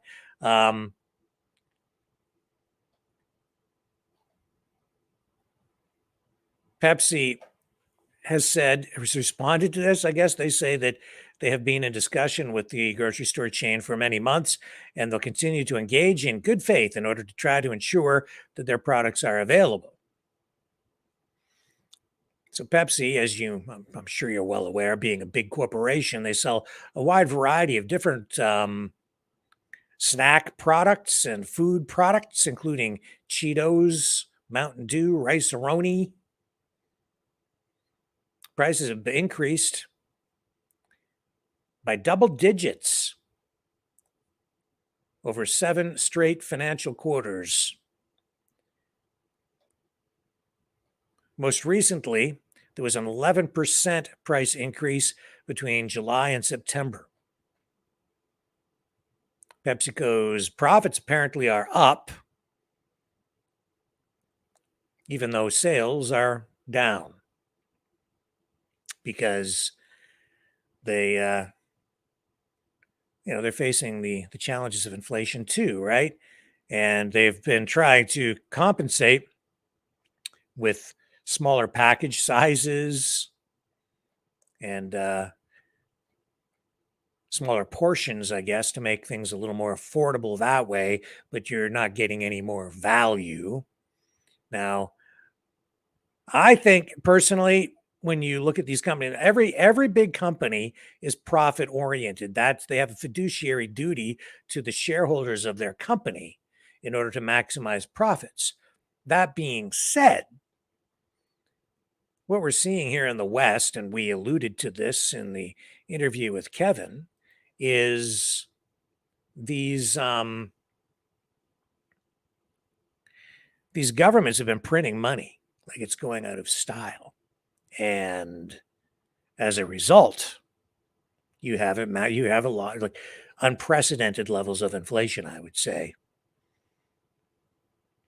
And it doesn't matter where you go in the supply chain or, from production to consumer, distribution, retail, wholesale, wherever, everybody's facing higher costs. So then these politicians come along and they're the ones, honestly, who have created this problem all through our Western countries with massive money printing, especially during the pandemic.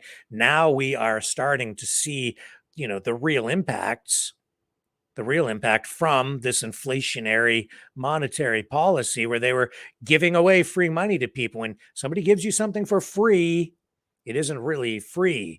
You will end up paying for it through higher taxes, through inflation, less buying power. Your dollar doesn't go as far, prices rise.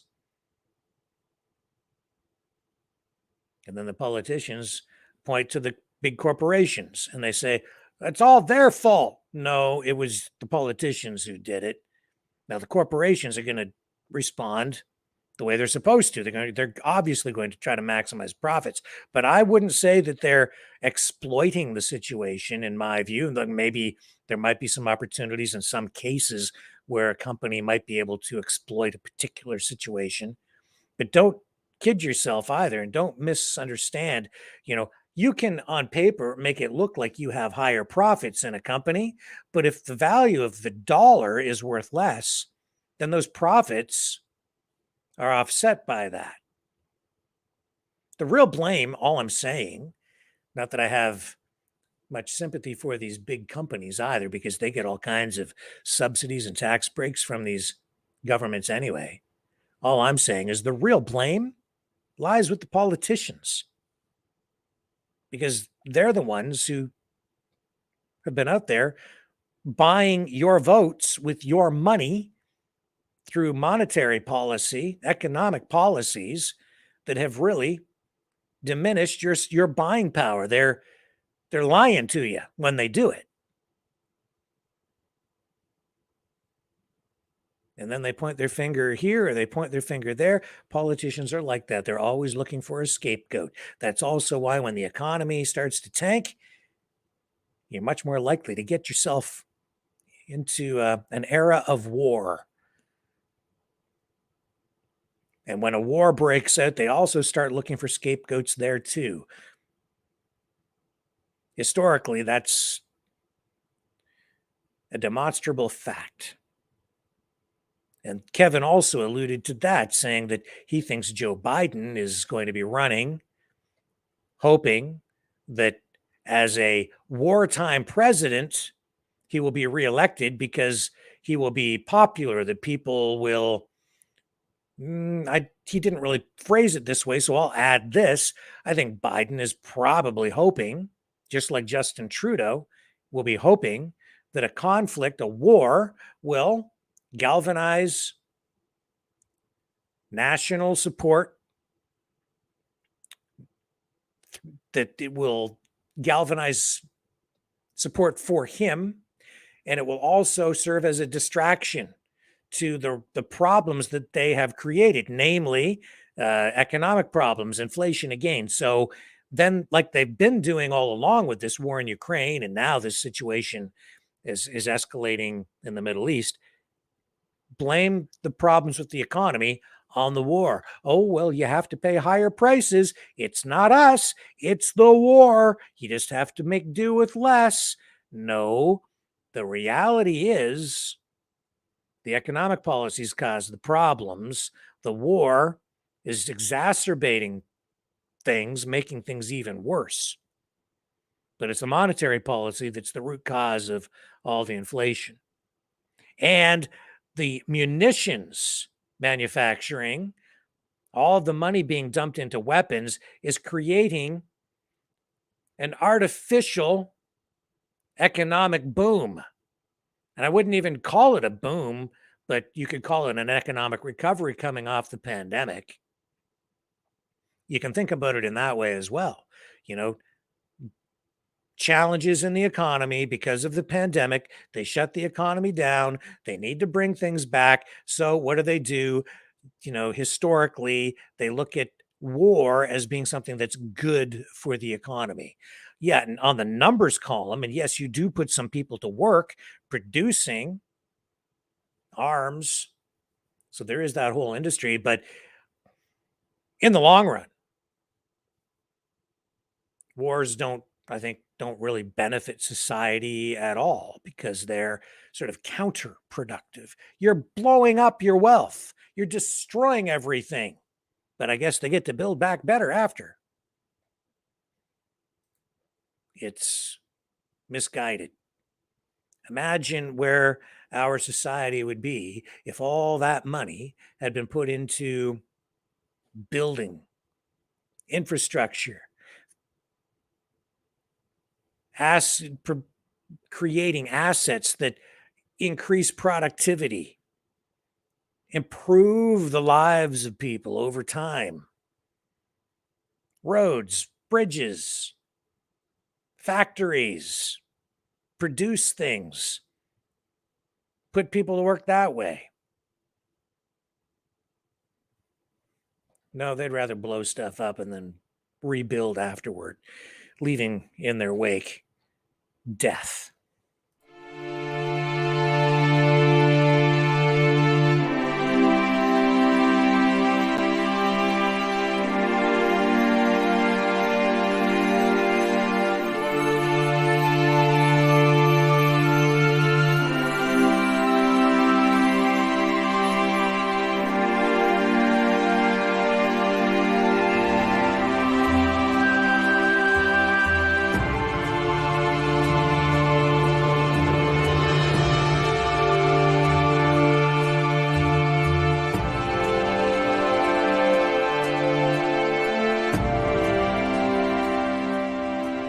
Maverick News. The world is watching.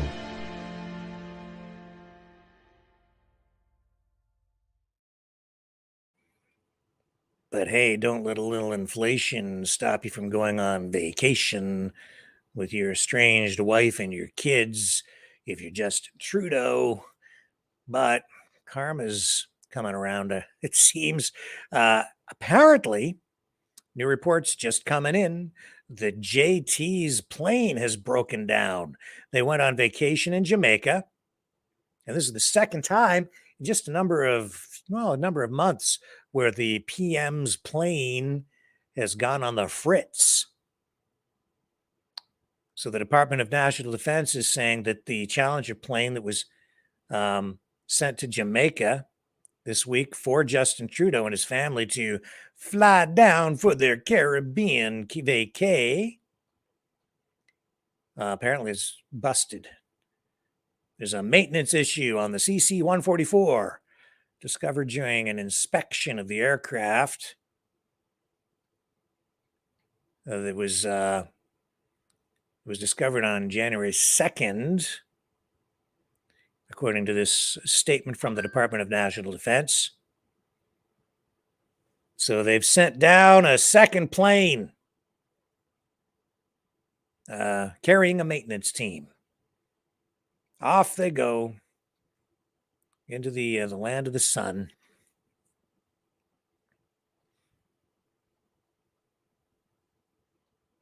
And so there was some controversy surrounding his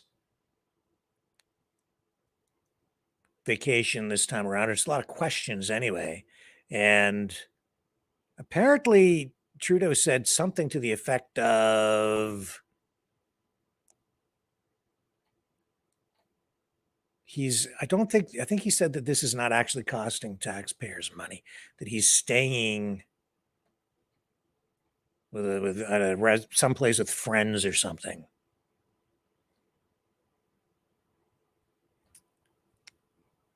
But flying on that jet costs a fair bit of money. I want to get the goods on his vacation, though. I can't remember what I was reading about it, but I'm pretty sure that's what he said. Let me confirm it. I'm going to come back and I'm going to tell you on the other side of this.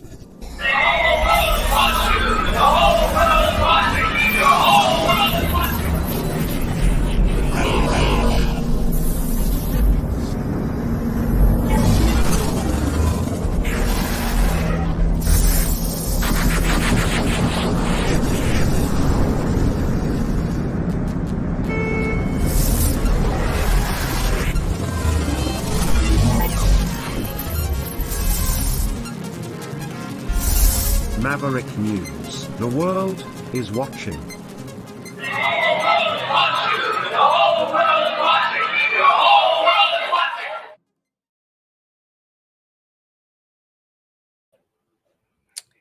Yes, sir. So I did have this sort of right, but I've got the info here. I had put this aside yesterday, and because of all the Epstein stuff and everything else going on, didn't quite get to this. But Justin Trudeau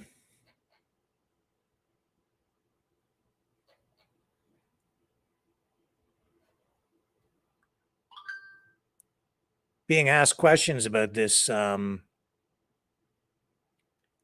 this kind of activity that he gets involved in when he goes on vacations.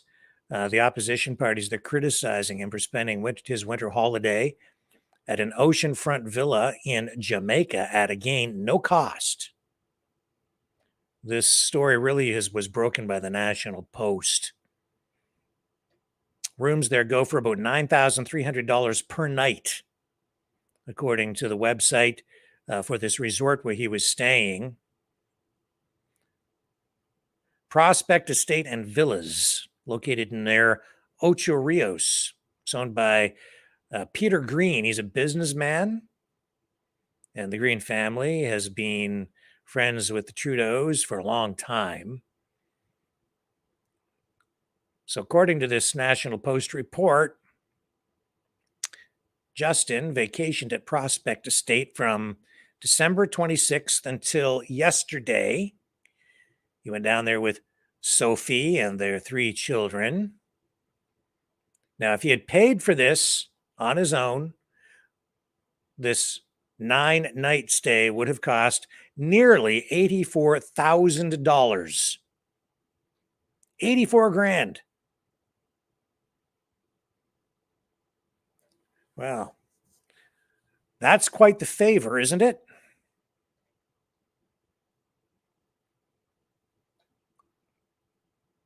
So the PM's office has not confirmed where Trudeau and his family stayed in Jamaica, but we know he was down there. And we have this report from the National Post. And apparently,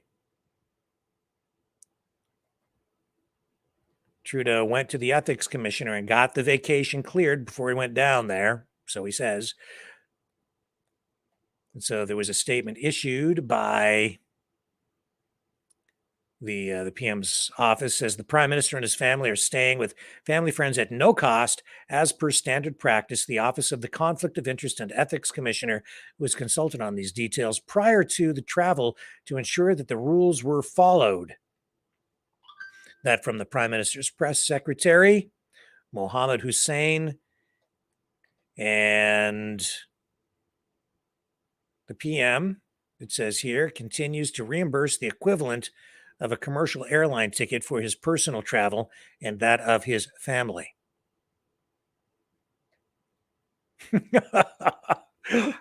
So He flies down there on a government plane, reimburses the government for the cost of a commercial airline ticket for his personal travel, and the equivalent of what it would cost to fly commercial,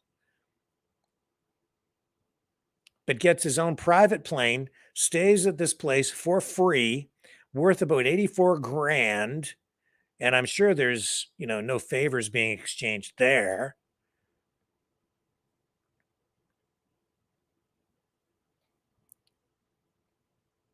What a joke. Now, I guess, I mean, if you've got the friends and you've got the connections and they want to put you up in a hotel for 84 grand, fine. To get the equivalent value of that. I can't imagine that any hotel room is worth $84,000 over that period of time. Must be one heck of a nice room with pretty great room service. But that stuff does exist out there. And I guess if somebody wants to give it to you for free, you can have it for free. But man, I'll tell you this, I'd want to know what might be coming back on the other side of that. Mr. Green, if he's getting contracts or there's any kind of favors being provided as a result of that, that would then make it a conflict of interest, wouldn't it? So therein lies a different world, man. Those people live a different life. I think the prime minister's salary is about $178,000 a year. That kind of money in itself does not put you in the same league as these high-flying elites around the world. Now, I would imagine JT gets some additional compensation on top of that. But if he was really just working for the salary that comes with being prime minister, that's what he would have to live on, $178,000. Do you really think that he could afford $84,000 over 9 days on a prime minister's salary? No. So I guess it's a good thing he's getting it for free. Just doesn't seem right somehow to me, though, does it? To you? Something doesn't seem right. If for no other reason, it's just not fair. It's again, in my view, pretty grotesque. If you'd like to support the show, you can do that by donating at maverickdonations.com. You can support the show as well by donating at freedomreporters.com. That's where most people donate. And we still have these. I'm out of these Knights of Malta hoodies. We still have these ones, Maverick News hoodies. And if anybody donates $60 or more to the show to help fund the operation, I will send you one of these for free. Just send your address and so I have your shipping information, and tell me what size you want, and I'll make sure you get one of these. We still have the Maverick News ones in stock. I'm getting more of the Knights of Malta hoodies made. It's just going to take a little bit of time because I send them out. I don't do them myself. I get them done professionally, and they're quite nice. So they're all there for you, $60 or more for those, and I'll send you one. freedomreporters.com. Also, please consider subscribing, liking, sharing, and you can also donate through the Rumble Rants on Rumble. And please consider subscribing to our Rumble channel, because that is where we are growing the fastest, and that is also a free speech platform where we are not likely to get banned. And tonight we're not even broadcasting on Facebook. I kind of gave up on it here for a few days while we regroup and deal with some of the issues over there on Facebook that are still ongoing, and ongoing problems with YouTube as well, which hopefully we can return to our main channel next week when our ban over there comes to an end. So if nothing else, it tells me that we are on the right track, doing the right things, getting you closer to the truth, because these establishment social media platforms really don't seem to like what we're doing very much. But that's okay, because I ain't quitting. And tomorrow night, here on Maverick News. We'll have a special guest on to talk about the legal challenges still facing freedom fighters in Canada as they make their way through the court system. And there will be talk about what you can do to help them and support them if you feel that that is something you would like to do. So make sure you tune in tomorrow night, 6 p.m. Eastern Standard Time, right here on the Maverick News Channel. And we will bring you all that information. And I'm sure that will be of particular interest to all you guys out there. So thank you very much for spending your time here again with me tonight, folks. As always, a real privilege. And we will catch you tomorrow night, 6 p.m. Eastern Standard Time on the flip side.